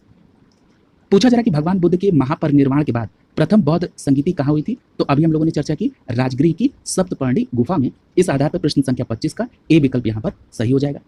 अगला देखिए प्रश्न संख्या 26 में पूछा जा रहा है कि द्वितीय बौद्ध समिति का आयोजन कहां हुआ था? तो देखिए जो द्वितीय बौद्ध संगीत समिति हुई थी ये हुई थी वैशाली में। कहां पर हुई थी? वैशाली में। यानी आयोजन स्थल कौन सा? वैशाली। फिर ये प्रश्न उठता है कि ये जो द्वितीय बौद्ध संगीति समिति जो वैशाली में हुई इस समय शासक कौन था? तो याद रखिएगा शासक था कालाशोक। शासक कौन था? कालाशोक। और अगर ये पूछा जाए कि द्वितीय बौद्ध समिति की अध्यक्षता किसने की थी तो याद रखेंगे सर्वकामी। अध्यक्ष कौन थे? सर्वकामी। और किसके शासनकाल में? कालाशोक के। क्लियर है? और अगर ये पूछा जाए कि द्वितीय बौद्ध संगीत का आयोजन कब हुआ तो 383 ईसा पूर्व में। कब हुआ? 383 ईसा पूर्व में। क्लियर है? अगला देखिए प्रश्न संख्या 27। यहां पूछा जा रहा है कि तृतीय बौद्ध सभा किस जगह आयोजित की गई? तो याद रखिएगा तृतीय बौद्ध समिति जो थी संगीत समिति ये हुई थी पाटलिपुत्र में। यानी यहाँ पर प्रश्न संख्या 27 का डी विकल्प सही हो जाएगा। तृतीय बौद्ध सभा या तृतीय बौद्ध संगीति ये पाटलिपुत्र में आयोजित हुई थी। अब एक प्रश्न ये बनता है कि जो तृतीय बौद्ध संगीति हुई इस समय शासक कौन था? तो याद रखिएगा शासक था अशोक। और अध्यक्षता किसने की थी तृतीय बौद्ध संगीति की? तो याद रखेंगे मोगलीपुत्र तिस ने। किसने? मोगलीपुत्र तिस ने। और आयोजन कब हुआ था तृतीय बौद्ध संगीति का? तो याद रखेंगे 247 ईसा पूर्व। कब? 247 ईसा पूर्व। क्लियर है? अगला देखिए प्रश्न संख्या 28। पूछा जा रहा है कि निम्नलिखित में से किस शासक के शासनकाल में द्वितीय बौद्ध सभा का आयोजन हुआ? तो अभी हमने आपको बताया था कि जो द्वितीय बौद्ध संगीति का आयोजन हुआ ये वैशाली में हुआ और शासक कौन था? कालाशोक। यानी प्रश्न संख्या 28 का बी विकल्प सही हो जाएगा। और मैंने बताया था कि द्वितीय बौद्ध संगीत की अध्यक्षता किसने की थी? सर्वकामी ने। क्लियर है? अगला देखिए प्रश्न संख्या 29। पूछा जा रहा है कि बौद्ध संगीति जो चौथी थी ये किसके शासनकाल में हुई थी? तो याद रखिएगा चतुर्थ बौद्ध संगीति का जो आयोजन है ये कनिष्क के शासनकाल में हुआ था। प्रश्न संख्या 29 का ए विकल्प सही हो जाएगा कि चतुर्थ बौद्ध संगीति का आयोजन कनिष्क के शासनकाल में हुआ। कहां पर हुआ था? तो याद रखेंगे कुंडलवन कश्मीर में। कहां पर? कुंडलवन कश्मीर में। क्लियर? और याद रखिएगा ईस्वी की प्रथम शताब्दी में चतुर्थ बौद्ध संगीति का आयोजन हुआ था। यहां पर एक फैक्ट और कोरिलेट कर लीजिए कि इसी चतुर्थ बौद्ध संगीति के बाद बौद्ध धर्म जो है हीनयान और महायान शाखाओं में विभाजित हुआ था। इस फैक्ट को भी आप जरूर याद रखेंगे। अगला हाँ, अगर अध्यक्ष की बात कर लें तो जो चतुर्थ बौद्ध संगीति हुई थी इसकी अध्यक्षता की थी किसने? वसुमित्र ने। वसुमित्र जो थे अध्यक्ष थे और इसमें उपाध्यक्ष की भी चर्चा होती है तो उपाध्यक्ष थे अश्वघोष। क्लियर है? अगला देखिए प्रश्न संख्या 30। पूछा जा रहा है कि कश्मीर में कनिष्क के शासनकाल में जो बौद्ध संगीत का आयोजन हुआ था उसकी अध्यक्षता किसने की थी? तो याद रखिएगा ये जो बौद्ध संगीत थी ये चौथी थी और अध्यक्षता अभी हमने आपको बताया कि वसुमित्र ने की। इस आधार पर प्रश्न संख्या 30 का डी विकल्प सही हो जाएगा। और अगर उपाध्यक्ष पूछा जाता तो आपका जवाब क्या होता? अश्वघोष। क्लियर है? ये दोनों बातें आप याद रखेंगे। अगला देखिए प्रश्न संख्या 31। पूछा जा रहा है कि भारतीय कला में बुद्ध के जीवन की किस घटना का चित्रण मृग सहित चक्र द्वारा किया गया? किसके द्वारा? मृग सहित चक्र द्वारा। तो याद रखिएगा कि जो गौतम बुद्ध का प्रथम उपदेश है कहां पर उन्होंने दिया था? सारनाथ या ऋषिपत्तनम में। इस घटना का जो चित्रण है वो मृग सहित चक्र द्वारा किया गया है। यानी मृग सहित चक्र को आप किससे कोरिलेट करेंगे? गौतम बुद्ध के प्रथम उपदेश से। प्रश्न संख्या 31 का सी विकल्प यहां पर सही होगा। क्लियर है? इसको मृगदाव भी कहा जाता है या हिरण वन भी कहा जाता है। क्लियर है? ये जो प्रथम उपदेश दिया था उसको हिरण वन या मृगदाव भी से कहा जाता है। अगला देखिए प्रश्न संख्या 32। पूछा जा रहा है कि बोध गया में महाबोधि मंदिर बनाया गया था। यानी जो बोध गया में महाबोधि मंदिर बनाया गया वो कहां पर? तो याद रखिएगा जहां पर गौतम बुद्ध को ज्ञान की प्राप्ति हुई थी वहां पर बोध गया में महाबोधि मंदिर बनाया गया। कहां पर? ज्ञान प्राप्ति स्थल पर। देखिए मैंने अभी आपको बताया था कि महात्मा बुद्ध ने 29 वर्ष की आयु में गृहत्याग किया और उसके बाद उन्होंने 6 वर्ष की साधना के बाद उन्हें ज्ञान की प्राप्ति हुई। क्लियर? यानी 35 वर्ष की आयु में वो बुद्ध बने थे। कितने? 35 वर्ष में, 6 वर्ष की तपस्या के बाद। और जब गौतम बुद्ध जी को ज्ञान की प्राप्ति हुई, जब वो बुद्ध बने, तो ये समय था वैशाख पूर्णिमा की रात। तो ये भी पूछा जाता है कब? तो वैशाख पूर्णिमा। ये भी पूछा जाता है कि किस वृक्ष के नीचे गौतम बुद्ध को ज्ञान की प्राप्ति हुई? तो याद रखिएगा, पीपल के वृक्ष के नीचे। ठीक है, इसको बोधि वृक्ष भी कहा जाता है। ठीक है, लेकिन आप स्पष्ट रूप से बोधि वृक्ष तो आपको रिलेट कर ले जाएंगे, लेकिन पीपल वृक्ष आप जरूर याद रखेंगे। हाँ, नदी भी पूछा जाता है, तो याद रखिएगा निरंजना नदी के तट पर इन्हें ज्ञान की प्राप्ति हुई थी बोध गया में। क्लियर? इतनी बातों को आप यहाँ पर ध्यान में रखेंगे। अगला देखिए प्रश्न संख्या 33। पूछा जा रहा है कि निम्नलिखित में से बौद्ध पवित्र स्थल निरंजना नदी पर स्थित है। तो देखिए अभी मैंने चर्चा की ना कि बोध गया में बुद्ध को ज्ञान की प्राप्ति हुई पीपल के वृक्ष के नीचे और निरंजना नदी के किनारे। यानी निरंजना नदी को आप किस स्थल से कोरिलेट करेंगे? बोध गया से। यानी यहाँ पर प्रश्न संख्या 33 का ए विकल्प आपका आंसर हो जाएगा। क्लियर है? अगला देखिए प्रश्न संख्या 34। प्रश्न संख्या 34 में पूछा जा रहा है कि बुद्ध के उपदेश किससे संबंधित हैं? तो देखिए मैंने अभी आपको बताया था, ये प्रश्न, इस प्रकार का प्रश्न एक बार और आ चुका है कि जो बुद्ध का उपदेश है वो आचरण की शुद्धता और पवित्रता से संबंधित है। यानी विचारों, वहां पर आपने पढ़ा था विचारों और चरित्र की शुद्धता। इसका मतलब क्या? आचरण और की शुद्धता और पवित्रता। यानी प्रश्न संख्या 34 का डी विकल्प आपका आंसर हो जाएगा। अगला देखिए प्रश्न संख्या 35। पूछा जा रहा है कि गौतम बुद्ध ने अपनी मृत्यु के उपरांत बौद्ध संघ के नेतृत्व के लिए किसको नामित किया था? तो यहाँ पर स्पष्ट रूप से याद रखिएगा, गौतम बुद्ध ने अपनी मृत्यु के समय जब उनको लगा कि मेरी मृत्यु नज़दीक है, तो उन्होंने कहा कि मेरे जो उपदेश हैं वही मार्गदर्शक के तौर पर कार्य करेंगे। यानी उन्होंने किसी को भी बौद्ध संघ के नेतृत्व के लिए नामित नहीं किया। यानी यहाँ पर प्रश्न संख्या 35 का डी विकल्प आपका आंसर हो जाएगा। अगला देखिए प्रश्न संख्या 36। पूछा जा रहा है कि त्रिपिटक क्या है? इस पर डिटेल चर्चा हुई है कि जो त्रिपिटक है वो बुद्ध के उपदेशों का संग्रह है। बुद्ध के उपदेशों का संग्रह त्रिपिटक है। और विनय पिटक, सुत्त पिटक, अधिधम्म पिटक, इस पर चर्चा हुई है। अगला देखिए प्रश्न संख्या 37। पूछा जा रहा है कि निम्नलिखित में से बौद्ध साहित्य में महात्मा बुद्ध के जो नैतिक और सिद्धांत हैं ये किसमें संकलित हैं? तो देखिए आ गया इस प्रकार का प्रश्न। तो याद रखिएगा, मैंने कहा था कि जो नैतिक बातें हैं या बौद्ध धर्म के जो सिद्धांत हैं वो किसमें दिए गए हैं? तो मैंने आपसे बताया था कि इसका उल्लेख सुत्त पिटक में। किसमें है? सुत्त पिटक में। इसलिए प्रश्न संख्या 37 का डी विकल्प सही हो जाएगा। और विनय पिटक में हमने बताया था कि संघ के संदर्भ में जो नियम है वो है और आचार की शिक्षाएं हैं। और अधिधम्म पिटक के बारे में मैंने बताया था कि इसमें दार्शनिक सिद्धांत हैं। क्लियर?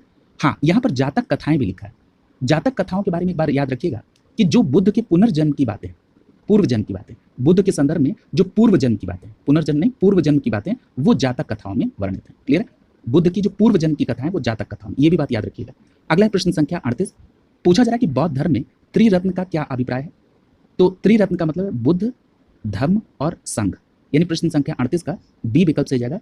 ये जो त्रिरत्न है ये बौद्ध धर्म में बुद्ध, धर्म और संघ है। अगला है प्रश्न संख्या 39। पूछा जा रहा है कि अनात्मवाद सिद्धांत किससे संबंधित है? अब ये देखिए अनात्मवाद का मतलब क्या है? यानी ऐसा धर्म या ऐसा सिद्धांत जो आत्मा में विश्वास नहीं करता है, उसका मतलब क्या? अनात्मवाद। यानी यहाँ पर प्रश्न संख्या 39 का सी विकल्प से हो जाएगा। जो बौद्ध दर्शन है वो अनात्मवाद, यानी यहाँ पर वो आत्मा में विश्वास नहीं करता। लेकिन एक बात और मैं यहाँ पर स्पष्ट कर दूं और बिल्कुल आप क्लियर कट याद रखेंगे बिना किसी कंफ्यूजन के, कि बौद्ध धर्म में आत्मा में तो विश्वास नहीं किया गया, लेकिन बौद्ध धर्म में पुनर्जन्म में विश्वास व्यक्त किया गया है। यानी आत्मा में विश्वास नहीं, लेकिन पुनर्जन्म में विश्वास किया गया। किसमें? बौद्ध धर्म में। देखिए जो पुनर्जन्म का कॉन्सेप्ट है बौद्ध धर्म में, उसमें कर्मों का पुनर्जन्म कहा गया। क्लियर है? यानी आपके आचरण का पुनर्जन्म होता है। क्लियर? अगला देखिए प्रश्न संख्या 40। पूछा जा रहा है कि संसार अस्थिर और क्षणिक है, ये किससे संबंधित है? तो याद रखिएगा कि बौद्ध दर्शन में क्षणिकवाद को स्वीकार किया गया है। क्लियर है? यानी उन्होंने कहा कि जो संसार है वो अस्थिर है और क्षणिक है। क्लियर है? यानी यहाँ पर प्रश्न संख्या 40 का ए विकल्प यहाँ पर सही हो जाएगा। क्लियर है? अगला देखिए प्रश्न संख्या 41। पूछा जा रहा है कि निम्नलिखित में से किसे एशिया का ज्योतिपुंज कहा जाता है? तो याद रखिएगा एशिया का ज्योतिपुंज के बारे में कहा जाएगा, तो वो आपका सही जवाब होगा विकल्प बी, महात्मा बुद्ध को एशिया का ज्योतिपुंज कहा जाता है। अगला देखिए प्रश्न संख्या 42। पूछा जा रहा है कि बौद्ध धर्म में महायान शाखा औपचारिक रूप से किसके शासनकाल में प्रकट हुई?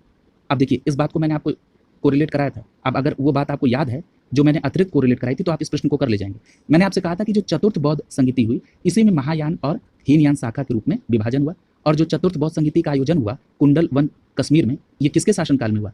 कनिष्क के शासनकाल में। तो इस आधार पर आप कहेंगे प्रश्न संख्या 42 का डी विकल्प सही हो जाएगा। कनिष्क के समय में बौद्ध धर्म हीनयान और महायान नामक दो संप्रदायों में बटा। क्लियर है? अगला देखिए प्रश्न संख्या 43।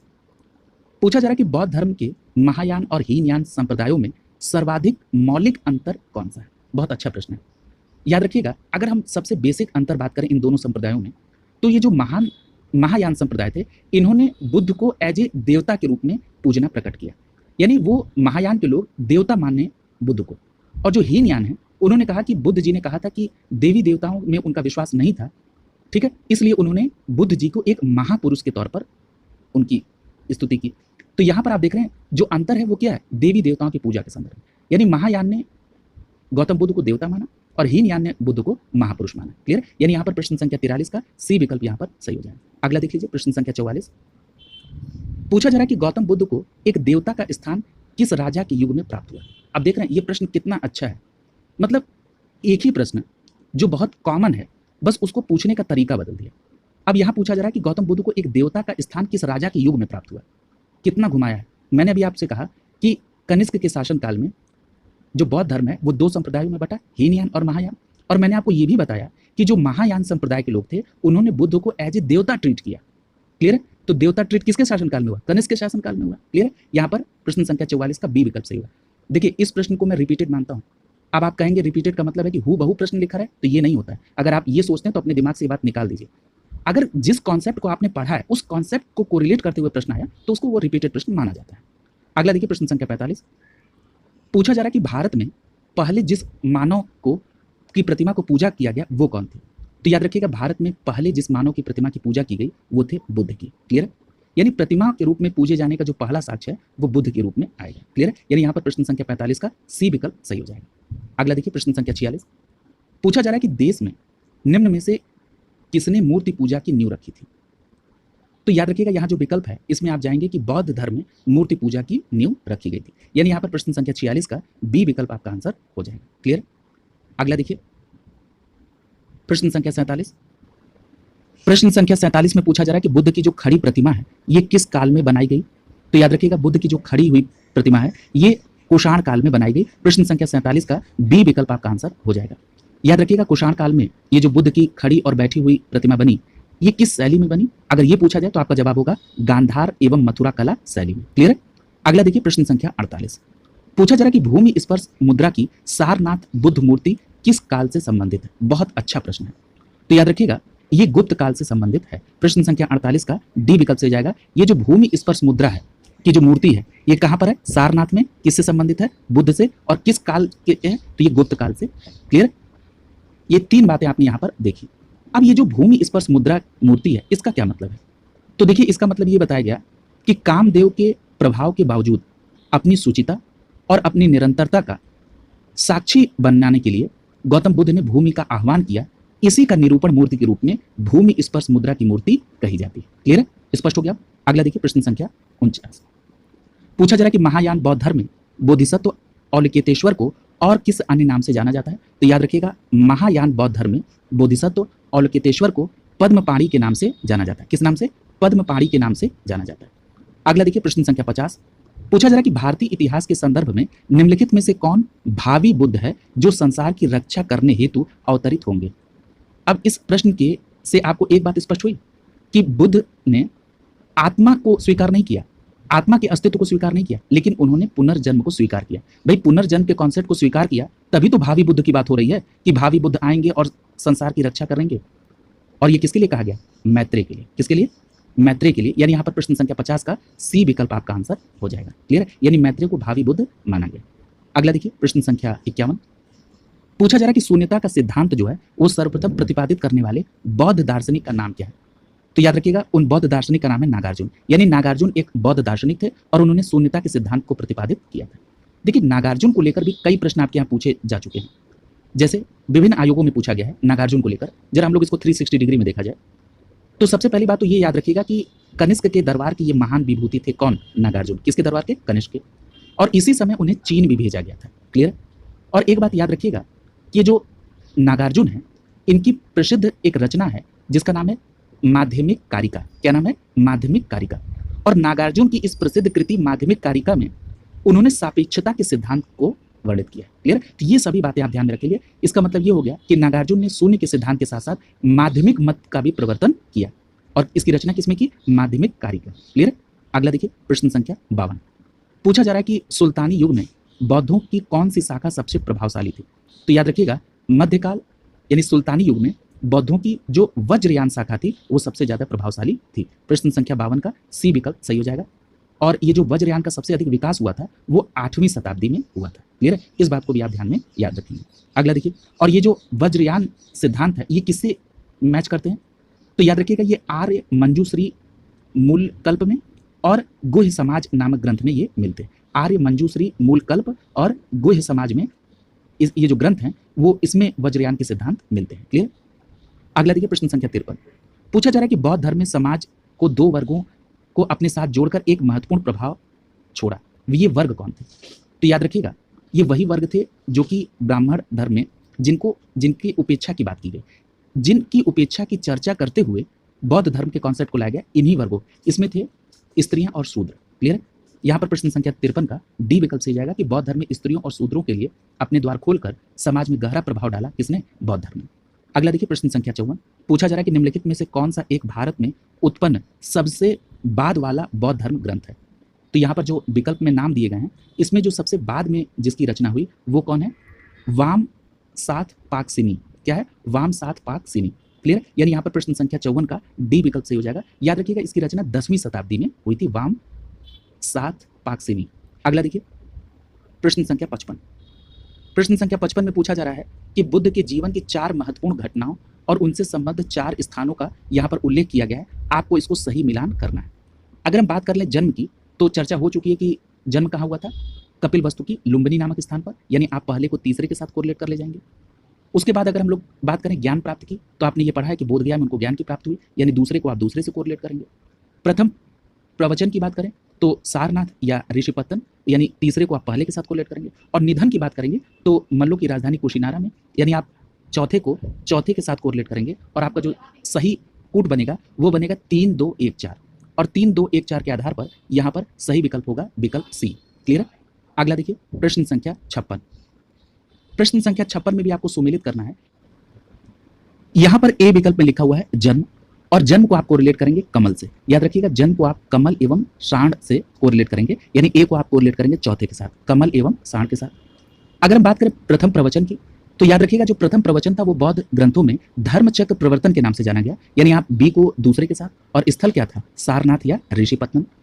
महाबोधि, महाबोधि को आप कोरिलेट करेंगे यहाँ पर बोधि वृक्ष यानी पीपल के लिए, यानी सी को आप कोरिलेट करेंगे पहले के साथ। और त्याग, त्याग का मतलब गृह त्याग की बात हो रही है, इसको कोरिलेट किया जाता है घोड़ा से, यानी आप डी को कोरिलेट करेंगे तीसरे के साथ, और सही कोड बनेगा 4 2 1 3 का। यहाँ पर एक बात और याद रखिएगा, अगर ये पूछा जाता है कि गर्भस्थ होना इसके लिए क्या है, तो इसके लिए हाथी को प्रतीक चिन्ह के रूप में प्रदर्शित किया जाता है। क्लियर है? ये भी बात आप ध्यान में रखेंगे। यहाँ 4 2 1 3 के आधार पर डी विकल्प से जाएगा प्रश्न संख्या 56 का। अगला देखिए प्रश्न संख्या 57, पूछा जा रहा है कि निम्नलिखित राज्यों में से किसका संबंध बुद्ध के जीवन से था? तो देखिए पहला लिखा है अवंती, तो अवंती का तो कोई संबंध नहीं था, और न ही गांधार का था। कौशल का संबंध था, क्योंकि कौशल की राजधानी आपने श्रावस्ती पढ़ी थी, और श्रावस्ती में सबसे ज्यादा वर्षावास किया था बुद्ध ने, और कौशल में गौतम बुद्ध के सबसे ज्यादा शिष्य थे, यानी ये संबंधित है। मगध भी संबंधित है। तो यहाँ पर आप देख रहे हैं कि प्रश्न संख्या 57 में 3 और 4 सही सुमेलित हैं, इसलिए यहाँ पर सी विकल्प आपका आंसर हो जाएगा। अगला देखिए प्रश्न संख्या 58, पूछा जा रहा है कि निम्नलिखित पर विचार कीजिए और ये बताइए कि ये महायान बौद्ध मत से किसकी विशेषता मैच कर रही है। पहला लिखा है बुद्ध को देवतारोपण, यानी बुद्ध को देवता के रूप में रिप्रेजेंट किया महायान ने, इस पर चर्चा हो चुकी है, आप बिल्कुल कहेंगे हाँ सही बात है। दूसरा कह रहा है कि बोधिसत्व के पथ पर चलना, तो ये भी बात सही है कि बोधिसत्व के पथ पर चलने का जो मेन कॉन्सेप्ट है, जो केंद्रीय विचार है, वो महायान का ही है, यानी यहाँ पर दूसरा भी सही है। तीसरा कह रहा है कि मूर्ति उपासना और अनुष्ठान, तो ये भी बात सही है कि मूर्ति पूजा के रूप में इनकी पूजा की गई, किसकी? बुद्ध जी की, यानी यहाँ पर तीसरा भी सही है। यानी यहाँ पर ये तीनों जो विशेषताएं हैं ये महायान बौद्ध से संबंधित हैं, इसलिए यहाँ पर प्रश्न संख्या 58 का डी विकल्प आपका आंसर सही हो जाएगा। यहाँ पर 1 2 3 ये तीनों जो हैं ये बौद्ध धर्म से संबंधित हैं। क्लियर है? अगला देखिए प्रश्न संख्या 59, पूछा जा रहा है कि निम्नलिखित में से 4 स्थानों में हुई बौद्ध संगीतियों का सही कलानुक्रम सेट करिए, यानी पहले से लेकर अंतिम में जो बौद्ध संगीतियां हुई 4, इनका कलानुक्रम। तो आप सबसे पहली जो बौद्ध संगीति वो कहाँ हुई थी? राजगिरी या गिरिब्रिज की सप्तपर्णी गुफा में, यानी आप सबसे पहले 2 लिख लेंगे। उसके बाद जो द्वितीय बौद्ध संगीति हुई वो कहाँ हुई? वैशाली में, यानी आप फिर उसके बाद 1 लिखेंगे। उसके बाद तृतीय बौद्ध संगीति पाटलिपुत्र में, यानी फिर 4, और अंत में कुंडलवन कश्मीर में, यानी लास्ट में 3, और सही कोड बनेगा 2 1 4 3, और 2 1 4 3 के आधार पर प्रश्न संख्या 59 का डी विकल्प आपका आंसर हो जाएगा। क्लियर है? अगला देखिए प्रश्न संख्या 60, प्रश्न संख्या 60 में पूछा जा रहा है कि महात्मा बुद्ध के संदर्भ में जो कथन दिए इनकी सत्यता की जांच कीजिए और जो सही कथन है उनको फाइंड आउट करिए। पहला लिखा है कि महात्मा बुद्ध का जन्म कपिल वस्तु में हुआ था। तो ये बात सही है कि महात्मा बुद्ध का जन्म कपिल वस्तु की लुम्बिनी नामक स्थान में हुआ था और 563 ईसा पूर्व में भी हुआ था, ये भी आप पढ़ चुके हैं। और इसका प्रमाण कहां से मिला था? तो इस बात का प्रमाण आपको मिला था अशोक के रुम्बनदेही अभिलेख से। क्लियर है? अशोक के रुम्बनदेही अभिलेख से ये बात पता चली कि महात्मा बुद्ध का जन्म कपिल वस्तु के लुम्बिनी नामक स्थान पर 563 ईसा पूर्व में हुआ था। अगला कह रहा है कि यानी ये सही है। अगला कह रहा है कि उन्होंने बोध गया में ज्ञान की प्राप्ति की, ये भी बात सही है कि उनको 36 वर्ष की आयु में बोध गया में ज्ञान की प्राप्ति हुई। अगला कह रहा है कि उन्होंने वैदिक धर्म को अस्वीकार किया, ये बात सत्य है कि महात्मा बुद्ध ने वैदिक धर्म की जो मान्यताएं हैं उससे अपने आप को अलग किया। और उसके बाद कहा जा रहा है कि उन्होंने आर्य सत्य का प्रचार किया, ये भी बात सत्य है कि महात्मा बुद्ध ने 4 आर्य सत्य बताए।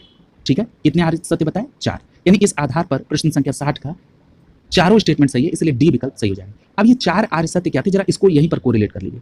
4 आर्य सत्य थे, इसमें पहला था दुख, दूसरा आर्य सत्य था दुख समुदाय, तीसरा था दुख निरोध और चौथा था दुख निरोध गामिनी प्रतिपदा। यानी दुख, दुख समुदाय, दुख निरोध और दुख निरोध गामिनी प्रतिपदा, ये 4 आर्य सत्य गौतम बुद्ध ने बताए। क्लियर है? अगला देखिए प्रश्न संख्या 61। पूछा जा रहा है कि गौतम बुद्ध के बारे में कौन सा स्टेटमेंट यहाँ पर सही है। पहला लिखा है कि वे कर्म में विश्वास करते थे, ये बात बिल्कुल सही है। दूसरा है कि वो आत्मा का शरीर में परिवर्तन मानते थे, गलत है। पहली बात है कि वो अनात्मवाद के दर्शन पर आधारित है, बौद्ध दर्शन, यानी इसमें आत्मा को स्वीकार नहीं किया गया लेकिन पुनर्जन्म को स्वीकार किया गया, इसलिए यहाँ पर दूसरा स्टेटमेंट गलत। फिर कह रहा है कि निर्वाण प्राप्ति में विश्वास करते थे, ये सही है। ईश्वर की सत्ता में विश्वास करते थे, नहीं, ईश्वर की सत्ता में उनका विश्वास नहीं था। इस प्रकार यहाँ पर प्रश्न संख्या 61 का पहला और तीसरा स्टेटमेंट यहाँ पर सही हो रहा है और जो कि किसी भी विकल्प में यहाँ पर मौजूद नहीं है, इसलिए प्रश्न क्या हो गया? विवादित हो गया और इसका सही आंसर होगा पहला और तीसरा स्टेटमेंट यहाँ पर सही है। क्लियर है? अगला देखिए प्रश्न संख्या 62। पूछा जा रहा है कि प्राचीन बौद्ध मठों में पवरन एक समारोह होता था, इस समारोह का क्या मतलब था? तो देखिए पवरन जो था इसका मतलब ये था कि जब बौद्ध भिक्षु जो थे वर्षा के समय में जब किसी मठ में वो प्रवास करते थे तो उस समय वो अपने अपराधों की स्वीकारोक्ति करते थे, यानी उन्होंने जो भी अपराध किए उसको वो वहां पर स्वीकार करते थे। इसी समारोह को कहते थे पवरन। ठीक है, इसलिए यहाँ पर प्रश्न संख्या 62 का बी विकल्प से जाएगा कि वर्षा ऋतु के दौरान मठों में प्रवास के समय भिक्षुओं द्वारा किए गए अपराधों की स्वीकारोक्ति का अवसर पवरन नामक समारोह में था। क्लियर? अगला देखिए प्रश्न संख्या 63। पूछा जा रहा है कि अशोकाराम विहार जो है ये निम्नलिखित में से किस स्थान पर स्थित है? तो याद रखिएगा जो अशोकाराम विहार है ये कहाँ पर है? तो ये पाटलिपुत्र में है। और ये जो अशोकाराम विहार है इसका निर्माण किसने किया था? तो मौर्य शासक अशोक ने। क्लियर है? मौर्य शासक अशोक ने। और इस बात का प्रमाण कहाँ से मिलता है? तो जो बौद्ध ग्रंथ महावंश है उसमें इस बात का जिक्र किया गया कि सम्राट अशोक के द्वारा पाटलिपुत्र में अशोकाराम विहार का निर्माण कराया गया। किसमें जिक्र है? महावंश में। अगला देखिए प्रश्न संख्या 64। पूछा जा रहा है कि विश्व का सबसे ऊंचा कहा जाने वाला विश्व शांति स्तूप बिहार में कहाँ पर है? तो याद रखिएगा ये जो विश्व शांति स्तूप है ये बिहार के राजगीर की पहाड़ियों पर है। कहाँ पर है? बिहार में राजगीर की पहाड़ियों पर विश्व शांति स्तूप है। अगला देखिए प्रश्न संख्या 65। पूछा जा रहा है कि बुद्ध की जो 80 फुट बड़ी प्रतिमा है जो कि बोध गया में है, इसके निर्माण में किसके द्वारा सहयोग किया गया था? तो याद रखिएगा बुद्ध की जो 80 फीट ऊंची बड़ी प्रतिमा बोध गया में है, इसके निर्माण में जापानियों ने सहयोग किया था। किसने किया था? जापानियों ने। इसलिए प्रश्न संख्या 65 का ए विकल्प यहाँ पर सही हो जाएगा। देखिए जापान में एक संप्रदाय है जिसका नाम है दाई जोकियो। क्या नाम है? दाई जोकियो। ठीक है, दाई जोकियो। ठीक, ये जो दाई जोकियो संप्रदाय है जापान में, इसी के सहयोग के द्वारा बुद्ध की 80 फुट जो बड़ी प्रतिमा है वो बोध गया में निर्मित की गई। क्लियर है? इसको बनाने में 7 वर्ष का समय लगा था। और अगर ये पूछा जाए कि ये प्रतिमा किससे निर्मित है तो याद रखिएगा ये लाल ग्रेनाइट और बलुआ पत्थरों से निर्मित है। क्लियर? अगला देखिए प्रश्न संख्या 66। पूछा जा रहा है कि सर्वप्रथम स्तूप का उल्लेख कहाँ मिलता है? तो देखिए मैंने स्तूप के दोनों उल्लेख की चर्चा की थी और ये भी बताया था कि सर्वप्रथम ऋग्वेद में स्तूप की चर्चा हुई जो अग्नि से लौ निकले उसके संदर्भ में, और जो दूसरा स्तूप का जिक्र था वो था बौद्ध धर्म में हुआ था। ठीक है, यानी यहाँ पर पहला पूछा जा रहा है तो आप सीधे सीधे यहाँ पर प्रश्न संख्या 66 का ए विकल्प सही कर देंगे कि सर्वप्रथम स्तूप शब्द का जो साक्ष्य है वो ऋग्वेद में मिलता है, यानी प्रश्न संख्या 66 का ए विकल्प यहाँ पर सही हो जाएगा। और जो स्तूप का शाब्दिक अर्थ अगर कई बार पूछा गया है तो याद रखिएगा इसका मतलब होता है एक वस्तु का ढेर। क्लियर है? अगला देखिए प्रश्न संख्या 67। पूछा जा रहा है कि वह स्तूप स्थल जिसका संबंध महात्मा बुद्ध के किसी जीवन घटना से नहीं है। तो देखिए अगर हम सारनाथ की बात करें तो इन्होंने प्रथम उपदेश दिया, बोध गया की बात करें तो ज्ञान की प्राप्ति हुई, और कुशीनारा की बात करें तो महापरिनिर्वाण यानी शरीर त्याग किया। तो यहाँ पर आपका बी विकल्प से हो जाएगा, सांची इससे संबंधित नहीं। क्लियर? यानी प्रश्न संख्या 67 का बी विकल्प सही हो जाएगा, सांची बुद्ध के जीवन की किसी विशेष घटना से संबंधित नहीं। अगला देखिए प्रश्न संख्या 68। प्रश्न संख्या 68 में पूछा जा रहा है कि भारत में सांस्कृतिक इतिहास के संदर्भ में ये जो पारमिता शब्द है इसका मतलब क्या होता है या इसका सही विवरण क्या है। देखिए ये जो पारमिता शब्द है ये बौद्ध धर्म से संबंधित है, और अगर आप एक लाइन में ये पूछें कि बौद्ध धर्म का मूल उद्देश्य क्या है तो बुद्धत्व को प्राप्त करना। क्लियर है, यानी बोधिसत्व के मार्ग पर चलकर बुद्धत्व को प्राप्त करना ये बौद्ध धर्म के लोगों का मूल उद्देश्य है। और बुद्धत्व प्राप्त कैसे हो, तो जो बुद्धत्व को प्राप्त करने के लिए विशिष्ट साधना है वो पारमिता में वर्णित है। क्लियर है, अब स्पष्ट हो गया पारमिता। तो यहां पर इस आधार पर जो सही विकल्प होगा वो विकल्प सी होगा कि परिपूर्णताएं जिनकी प्राप्ति से बोधिसत्व पथ प्रशस्त हुआ। यानी पारमिता जो है एक विशिष्ट साधना है और इसके माध्यम से बुद्धत्व की प्राप्ति होती है, यानी बोधिसत्व के मार्ग पर आप चलते हैं। अगला देखिए प्रश्न संख्या 69। पूछा जा रहा है कि सर एडविन अर्नाल्ड की पुस्तक है जिसका नाम है द लाइट ऑफ एशिया, ये किस पर आधारित है।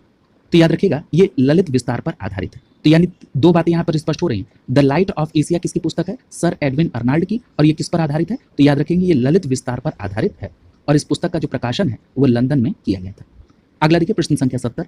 पूछा जा रहा है कि महात्मा बुद्ध की प्रतिमा कभी कभी हस्त मुद्रा युक्त दिखाई गई है जिसे भूमि स्पर्श मुद्रा कहा जाता है, यह किसका प्रतीक है। याद करिए अभी हम लोगों ने इस बात का जिक्र किया था कि ये जो बुद्ध की भूमि स्पर्श मुद्रा वाली मूर्ति है ये कहाँ पर थी, सारनाथ में, और किसके शासनकाल से संबंधित थी, गुप्त काल से। ये तो आप पढ़ चुके थे, ये प्रश्न भी पूछा गया था। और वहीं मैंने आपसे भूमि स्पर्श मुद्रा को कोरिलेट किया था कि कामदेव के प्रभाव के बावजूद अपनी शुचिता और निरंतरता को बनाए रखने का साक्षी बनाने के लिए बुद्ध द्वारा भूमि का आह्वान किया गया, इसी को भूमि स्पर्श मुद्रा कहा जाता। तो इस आधार पर यहाँ पर आपका सही जवाब क्या होगा, विकल्प बी आपका आंसर दिख रहा है। मार का मतलब क्या है, कामदेव की बात हो रही है। इनके प्रलोभन के बावजूद शुचिता और शुद्धता का साक्षी के लिए बुद्ध का धरती का आह्वान। क्लियर हो गया। अब देखिए ये कितना आपको यहाँ पर आसान महसूस हुआ होगा यदि आप इस बात को नहीं जानते होंगे तो। क्लियर है। अगला देखिए प्रश्न संख्या 71, आईएएस के प्रीलिम्स का पूछा गया प्रश्न था। अगला है भारत के सांस्कृतिक इतिहास के संदर्भ में निम्न युग्मों पर विचार कीजिए और जो सही सुमेलित है उसको फाइंड आउट करिए। यहाँ पहला लिखा है परिव्राजक। देखिए परिव्राजक का मतलब होता है परित्यागी या भ्रमणकारी, ये बिल्कुल सही है। परिव्राजक का मतलब क्या होता है, परित्यागी या भ्रमणकारी। वहीं अगर हम बात करें श्रमण की तो श्रमण का मतलब होता है भिक्षु यानी साधु। ठीक है, श्रमण का मतलब क्या होता है, भिक्षु या साधु, तो ये यहाँ पर गलत है।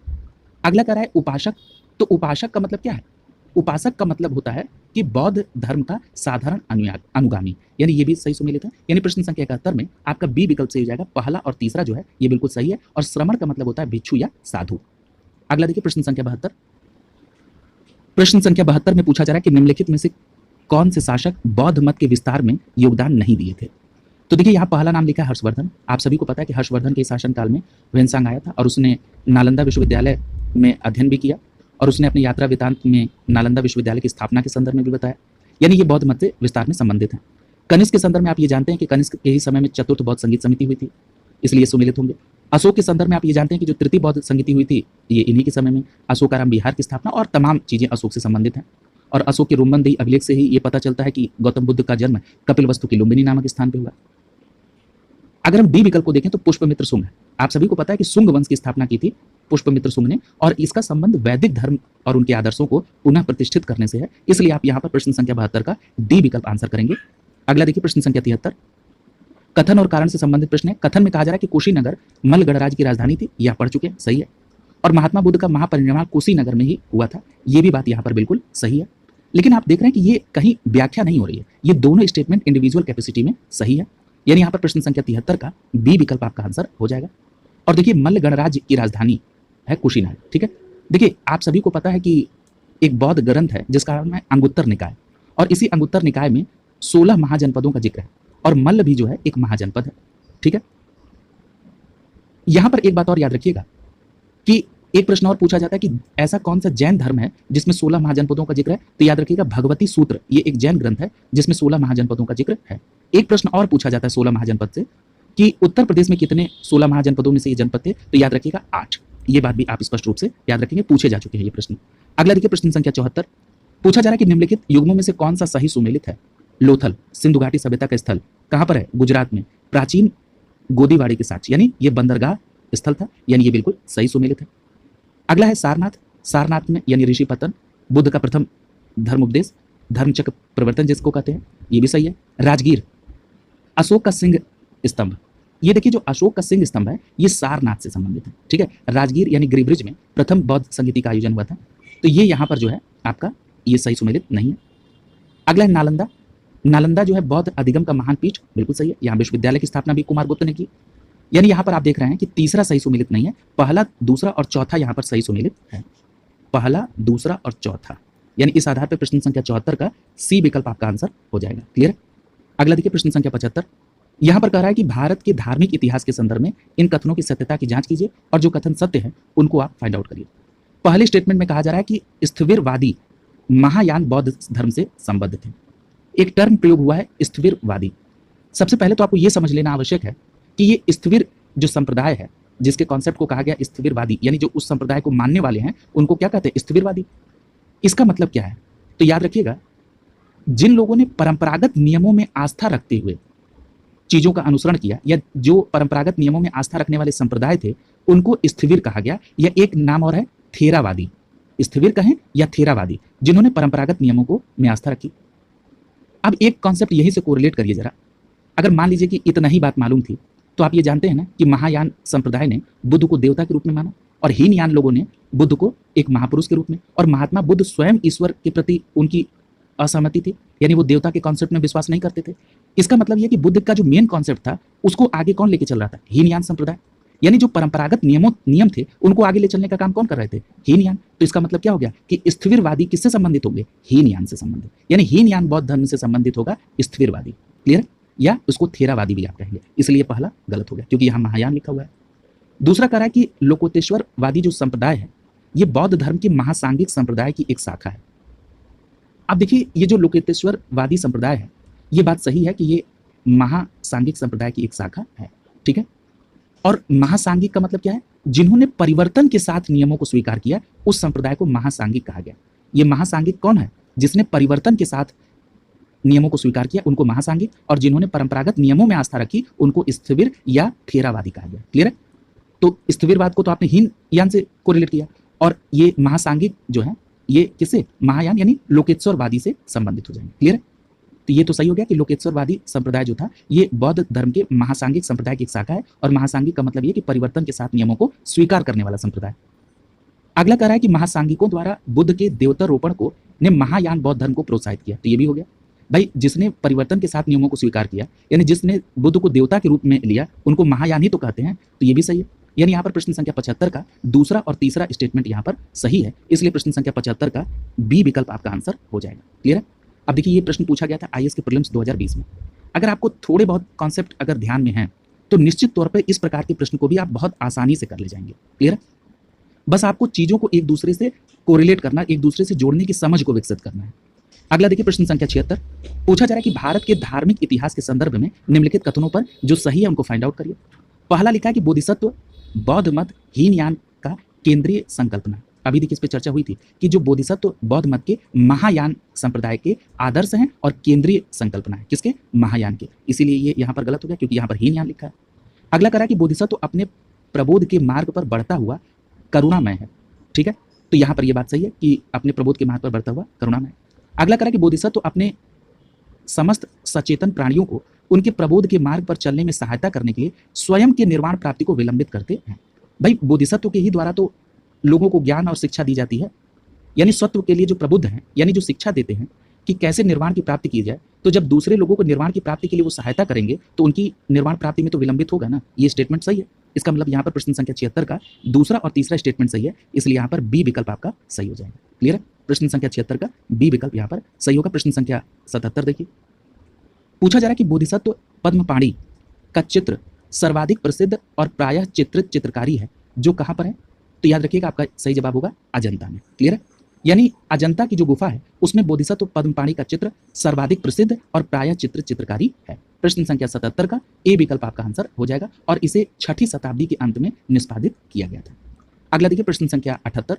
पूछा जा रहा है कि हीनयान अवस्था का जो विशालतम और सर्वाधिक विकसित शैलकृत चैत्यगृह है वो कहाँ पर है, तो याद रखिएगा आपका सही जवाब क्या होगा, यहाँ पर सी विकल्प से हो जाएगा, कारले में। अब याद रखिएगा जो हीनयान अवस्था का जो विशालतम और सर्वाधिक विकसित शैलकृत चैत्यगृह है वो कारले में है। और अगर ये पूछा जाए कि कारले कहाँ पर है, तो याद रखिएगा पुणे महाराष्ट्र में है। ठीक है, तो ये बात याद रखिएगा कि ये किससे संबंधित है, हीनयान से। अगला देखिए प्रश्न संख्या 79। पूछा जा रहा है कि निम्नलिखित में से किस शैलकृत गुफा में 11 सिरों का बोधिसत्व का अंकन है? तो याद रखिएगा 11 सिरों के बोधिसत्व का जो अंकन है ये किया गया है कन्हेरी शैलकृत गुफा में। किसमें? कन्हेरी शैलकृत गुफा में। याद रखिएगा महाराष्ट्र में एक सालसेट द्वीप है और वहीं पर कन्हेरी की गुफा है। क्लियर है? और ये महाराष्ट्र में मुंबई शहर का एक बहुत प्रमुख पर्यटक स्थल भी है। ठीक है? और यहाँ पर गुफा संख्या 41 जो इसका नया नाम है, पहले से गुफा संख्या 23 कहते थे, उसमें एक औलकेतेश्वर की एक बहुत अच्छी मूर्ति है जिसमें 4 भुजाएं हैं और 11 मुख हैं। क्लियर है? और इस तरह की मूर्ति और कहीं नहीं है। क्लियर है? और इस रूप की जो उपासना है वो बेसिकली चीन और जापान में 7वीं और 8वीं सदी में लोकप्रिय थी। ये भी बात ध्यान रखिएगा। क्लियर है? और ये कहाँ पर है? कन्हेरी में। अगला देखिए, और कन्हेरी कहाँ पर है? सालसेट द्वीप, महाराष्ट्र। अगला देखिए प्रश्न संख्या 80। पूछा जा रहा है कि प्रथम शताब्दी ईस्वी में किस भारतीय बौद्ध भिक्षु को चीन भेजा गया था? अब देखिए इसकी हम लोगों ने चर्चा की है कि प्रथम शताब्दी ईसा पूर्व में क्या हुआ था? चतुर्थ बौद्ध संहिता हुई थी। किसके समय में? कनिष्क के समय में। और आप ये बिल्कुल स्पष्ट रूप से पढ़ चुके हैं कि कनिष्क के दरबार में कौन था? नागार्जुन। और मैंने ये भी कहा था नागार्जुन को चीन भेजा गया था। कोरिलेट हुआ है ना ये?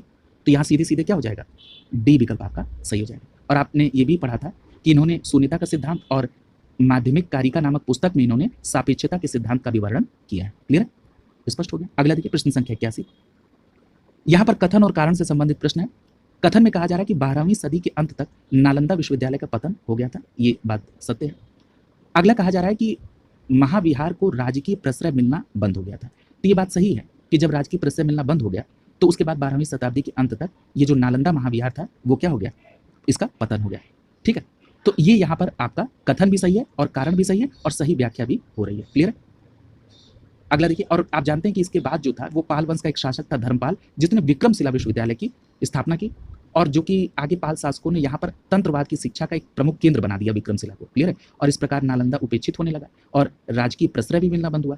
इस तरह आपका 12वीं शताब्दी के अंत तक नालंदा विश्वविद्यालय जो या नालंदा महाविहार है इसका पतन हो गया। ये बात यहाँ पर सही है। ए विकल्प यहाँ पर सही हो जाएगा। अगला देखिए प्रश्न संख्या 82।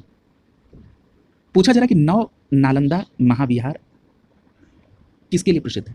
तो याद रखिएगा ये जो नालंदा महाविहार है ये बौद्ध अध्ययन का एक आधुनिक केंद्र है, यानी ये अनुसंधान संस्थान है। प्रश्न संख्या 82 का यहाँ पर सी विकल्प सही हो जाएगा। और अगर ये पूछा जाए कि नौ नालंदा महाविहार की स्थापना कब हुई थी तो याद रखिएगा 1951 में। कब हुई थी? 1951 में। अगला देखिए प्रश्न संख्या 83। पूछा जा रहा है कि निम्नलिखित में से कौन सा ऐसा स्टेटमेंट है जो बौद्ध धर्म और जैन धर्म दोनों में समान रूप से विद्यमान है? पहला लिखा है तप और भोग की अति का परिहार। देखिए जो तप और भोग की अति का जो परिहार है और जो मध्यम मार्ग का अनुसरण है ये केवल बौद्ध धर्म में था। ठीक है? इसलिए यहाँ पर ये आप जो है दोनों में नहीं है।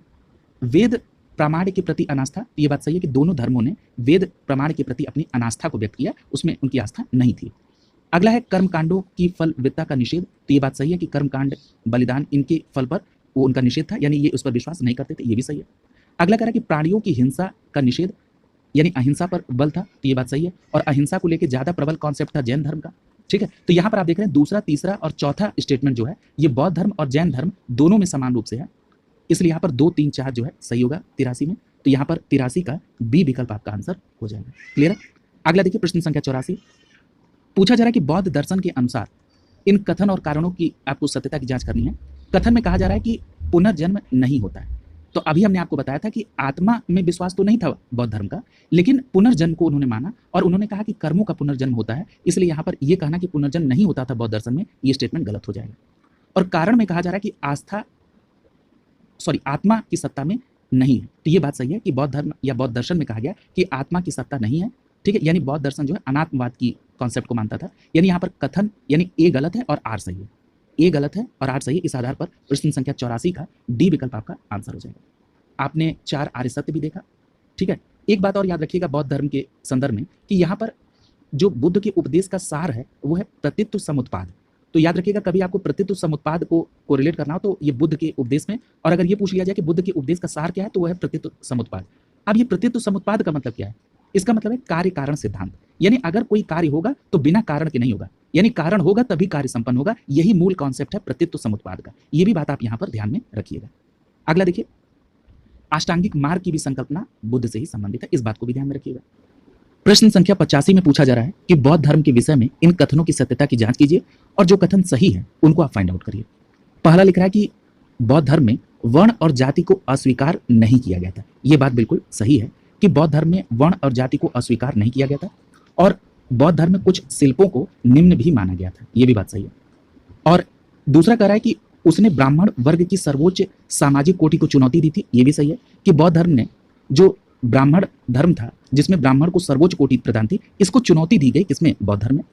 और तीसरा है कि कुछ एक शिल्पों को निम्न माना, ये भी सही है, अभी हमने जिक्र किया। यानी यहाँ पर प्रश्न संख्या 85 में तीनों स्टेटमेंट सही है, इसलिए यहाँ पर सी विकल्प आंसर हो जाएगा। अगला देखिए प्रश्न संख्या 86, इसमें कहा जा रहा है कि बौद्ध धर्म के विस्तार के कारणों में कौन सम्मिलित है, इसमें जो सही है उसको फाइंड आउट करिए। पहला लिखा है कि धर्म की सादगी, तो ये तो सही है कि धर्म की सादगी का इसमें विस्तार था। दूसरा है कि दलितों के लिए विशेष अपील, तो ये भी सही है, स्त्री और दलित के लिए इसमें विशेष अपील थी।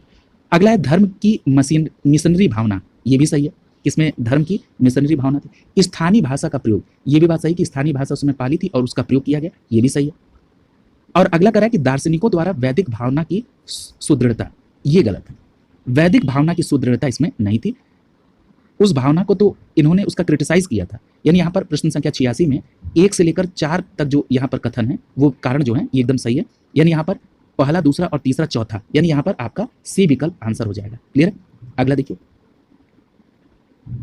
प्रश्न संख्या 87 में पूछा जा रहा है कि आरंभिक मध्ययुगीन समय में बौद्ध धर्म का पतन किन कारणों से हुआ। अब यहाँ पर बौद्ध धर्म के पतन का कारण पूछा जा रहा है। पहला लिखा है, और जो सही है उसको फाइंड आउट करिए। पहला लिख रहा है कि उस समय तक बुद्ध विष्णु के अवतार समझे जाने लगे और वैष्णव धर्म का हिस्सा बन गए थे, तो ये स्टेटमेंट यहाँ पर बिल्कुल सही है। क्लियर है? अगला कह रहा है कि अंतिम गुप्त राजा के समय तक आक्रमण करने वाली मध्य एशिया की जनजातियों ने हिंदू धर्म को अपनाया और बौद्ध धर्म को सताया, ये यहाँ पर सही नहीं है, क्योंकि आपने गुप्त राजाओं में देखा कि कुमारगुप्त के समय में नालंदा विश्वविद्यालय की स्थापना हुई। ठीक है, अगला देखिए लिख रहा है कि गुप्त वंश के राजाओं ने बौद्ध धर्म का पुरजोर विरोध किया, ये भी स्टेटमेंट गलत है। यानी यहाँ पर दूसरा और तीसरा गलत है, केवल पहला स्टेटमेंट यहाँ पर सही है, इसलिए प्रश्न संख्या 87 का ए विकल्प आपका आंसर हो जाएगा। अगला देखिए प्रश्न संख्या 88। प्रश्न संख्या 88 में पूछा जा रहा है कि भारत के धार्मिक इतिहास के संदर्भ में इन कथनों की सत्यता की जांच कीजिए और जो कथन सही है उनको फाइंड आउट करिए। पहला लिखा है कि सौतांत्रिक और समितीय ये जैन मत के संप्रदाय थे, ये स्टेटमेंट गलत हो जाएगा। क्यों? क्योंकि स्पष्ट रूप से याद रखिएगा कि सौतांत्रिक और समिति ये बौद्ध धर्म से के संप्रदाय थे, सौतांत्रिक और समिति बौद्ध मत के संप्रदाय थे। अगला लिखा है कि सर्वास्तिवादियों की मान्यता थी कि दिग्विषय यानी फिनोमिना के अवयव पूर्णतः क्षणिक नहीं है अपितु अव्यक्त रूप में सदैव विद्यमान रहते हैं, ये स्टेटमेंट सही है। नाम से स्पष्ट हो रहा है सर्वास्तिवादियों, ठीक है, यानी जो सदैव विद्यमान रहते हैं। देखिए इसका कॉन्सेप्ट क्या है कि जो तृतीय बौद्ध संगीति थी उसमें जिन भिक्षुओं ने सभी तत्वों का अस्तित्व सभी कालों में स्वीकार किया और वे संगीत छोड़कर कश्मीर चले गए, वो क्या कहलाए? सर्वास्तिवादी। क्लियर है? तो ये बात भी ध्यान में रखेंगे। और जो कनिष्क के शासन काल में जो चौथी बौद्ध संगीति हुई थी कश्मीर में, वो इन्हीं सर्वास्तिवादियों द्वारा ही आयोजित की गई थी, ये भी बात ध्यान में रखिएगा। क्लियर है? तो यहाँ पर प्रश्न संख्या 88 का केवल दूसरा स्टेटमेंट सही है, इसलिए यहाँ पर बी विकल्प आपका आंसर हो जाएगा। प्रश्न संख्या 89 देखिए, पूछा जा रहा है कि चैत्य और विहार में क्या अंतर है। तो देखिए एक चीज स्पष्ट रूप से याद रखिएगा कि चैत्य जो है ये बौद्ध धर्म में उपासना के केंद्र थे। क्लियर है? और ये जो विहार था ये यहाँ पर भिक्षुओं के रहने के लिए जो आवास थे उन्हीं को विहार कहा गया। क्लियर है? तो यहाँ पर आपका प्रश्न संख्या 89 का सही जवाब क्या हो जाएगा? विकल्प बी सही हो जाएगा कि जो चैत्य हैं ये पूजा स्थल थे और विहार जो थे वो निवास स्थान थे। क्लियर हो गया? अगला देखिए प्रश्न संख्या 90। पूछा जा रहा है कि सुल्तानी युग में बौद्धों की कौन सी शाखा सबसे प्रभावशाली थी। तो ये प्रश्न हो चुका है। सुल्तानी युग में बौद्ध की जो सबसे प्रभावशाली शाखा थी वो थी वज्रयान। ठीक, अगला देखिए प्रश्न संख्या 91। पूछा जा रहा है कि निम्नलिखित कथनों पर विचार कीजिए और जो सही है उनको फाइंड आउट कीजिए। पहला लिखा है कि दक्षिण भारत के जो इक्ष्वाकु शासक थे वो बौद्ध मत के विरोधात्मक थे। तो याद रखिएगा ये स्टेटमेंट आपका गलत है, क्योंकि दक्षिण भारत में तीसरी और चतुर्थ शताब्दी में जो आंध्र में इक्ष्वाकु वंश का शासन था, इस वंश में टोटल 7 शासक थे। ठीक है, इक्ष्वाकु वंश के। और अगर आप लगभग शासकों की रानियों के बैकग्राउंड को देखेंगे तो इनका जो रिलेशन है वो बौद्ध मत से है। क्लियर है? तो इसका मतलब स्पष्ट हो गया ना कि अगर इक्ष्वाकु वंश के राजा बौद्ध धर्म को मानने वाली महिलाओं के साथ विवाह कर रहे हैं, इसका मतलब ये है ना कि वो बौद्ध धर्म से अपने आप को जोड़ना चाह रहे हैं और उनका समर्थन कर रहे हैं। ये बात सत्य है कि इक्ष्वाकु जो थे ये वैदिक धर्म का पालन करने वाले थे, लेकिन अगर वो बौद्ध धर्म की मान्यता से जुड़ी महिलाओं से विवाह कर रहे हैं, इसका मतलब तो पहले के समय में यही माना जाता था ना कि अगर मान लीजिए राजा किसी अन्य धर्म या किसी संप्रदाय को मानने वालों से विवाह कर रहा है तो इसका मतलब यही होता था कि वो उनसे जुड़ना चाहता है, उनसे अच्छे संबंध स्टैब्लिश करना चाहता है। तो आप ये कैसे कह सकते हैं कि इक्ष्वाकु शासक बौद्ध मत के विरोधक थे? तो ये स्टेटमेंट आपका गलत हो जाएगा। दूसरा कह रहा है कि पूर्वी भारत के पाल शासक बौद्ध मत के समर्थक थे। तो ये स्टेटमेंट यहाँ पर सही है। देखिए, पूर्वी भारत मतलब बंगाल में पाल शासक जो थे, ये बंगाल जो था ये बौद्ध का प्रमुख केंद्र था पाल के समय में, और ये इनके समर्थन को व्यक्त कर रहा है। यानी यहाँ पर प्रश्न संख्या 91 का बी विकल्प आपका सही होगा, केवल दूसरा स्टेटमेंट यहाँ पर सही है। अगला देखिए प्रश्न संख्या 92, पूछा जा रहा है कि बौद्ध धर्म में बुल का संबंध बुद्ध के जीवन की किस घटना से। अब देख रहे हैं प्रश्न को कैसे किया। अभी जब एक जगह कोरिलेट करने के लिए आया था तो मैंने आपसे कहा था ना कि कमल के साथ साथ सांड को भी आप याद रखेंगे बुद्ध के जन्म से। ठीक, अब ये देख रहे हैं बुल उसी से संबंधित है, यानी ये जन्म से संबंधित हो जाएगा, यानी प्रश्न संख्या 92 का यहाँ पर ए विकल्प सही हो जाएगा। ठीक है, अब जैसे महाविनिष्क्रमण है यानी गृहत्याग की घटना है, तो गृहत्याग को घोड़े से। ठीक है, महापरिनिर्वाण की बात है रही तो इसको आप स्तूप से। ठीक है, तो ये सभी बात आप ध्यान रखेंगे। निर्वाण की बात, ठीक है, तो पदचिन्ह। ठीक है, बोध वृक्ष हो तो ज्ञान की प्राप्ति यानी पीपल से कोरिलेट करेंगे। अगला देखिए प्रश्न संख्या 93, पूछा जा रहा है कि इच्छा सब कष्टों का कारण है, इसका प्रचार करने वाला कौन सा धर्म है। तो याद रखिएगा ये धर्म प्रचार किया बौद्ध धर्म, यानी बौद्ध धर्म का मानना था कि जो इच्छा है यही सभी कष्ट का कारण है। क्लियर है, और इसीलिए उन्होंने 4 आर्य सत्य भी दिए, दुख, दुख समुदाय, दुख निरोध और दुख निरोध गामिनी प्रतिपदा। यानी बौद्ध धर्म का यह मानना था ये जो संसार है ना ये दुखों से भरा हुआ है। ठीक है, ये मेन कॉन्सेप्ट। अगला देखिए प्रश्न संख्या 94, और अभी जब तक सिलेक्शन नहीं होता है तो ये चीज़ तो बिल्कुल स्पष्ट तौर पर मान्य है। एक साधारण सी भाषा में एक थोड़ा सा बहुत लंबे समय तक एक चर्चा काफ़ी सीरियस चल रही थी, उसको एक थोड़ा सा लाइट वे में लिया गया। कोई भी चीज़ तनावपूर्ण नहीं है, हर एक क्षण को आपको पॉजिटिव तरीके से आत्मविश्वास रखते हुए आपको उसको करना है। बस जो भी काम करिए मन लगा के करिए, आपको उसमें आनंद आएगा। प्रश्न संख्या 94 कह रहा है कि बौद्धों के जो पवित्र अवशेष हैं उन पर जो निर्मित गुंबदकार छत वाली जो अर्धगोलाकार संरचना है उसको क्या कहते हैं, तो इस पर चर्चा हो चुकी है, उसको स्तूप कहा जाता है। क्लियर, यानी यहाँ पर प्रश्न संख्या 94 का ए विकल्प यहाँ पर सही हो जाएगा। इस प्रकार यहाँ बौद्ध धर्म आपका कंप्लीट हो गया। अगला जो टॉपिक होगा वो होगा जैन धर्म। क्लियर है, तो आज की क्लास यही हम लोग कंप्लीट कर रहे हैं, अगली क्लास में यहाँ से हम लोग उसको कंटिन्यू करेंगे। क्लियर है, शुभकामनाओं के साथ आप सभी का बहुत बहुत धन्यवाद।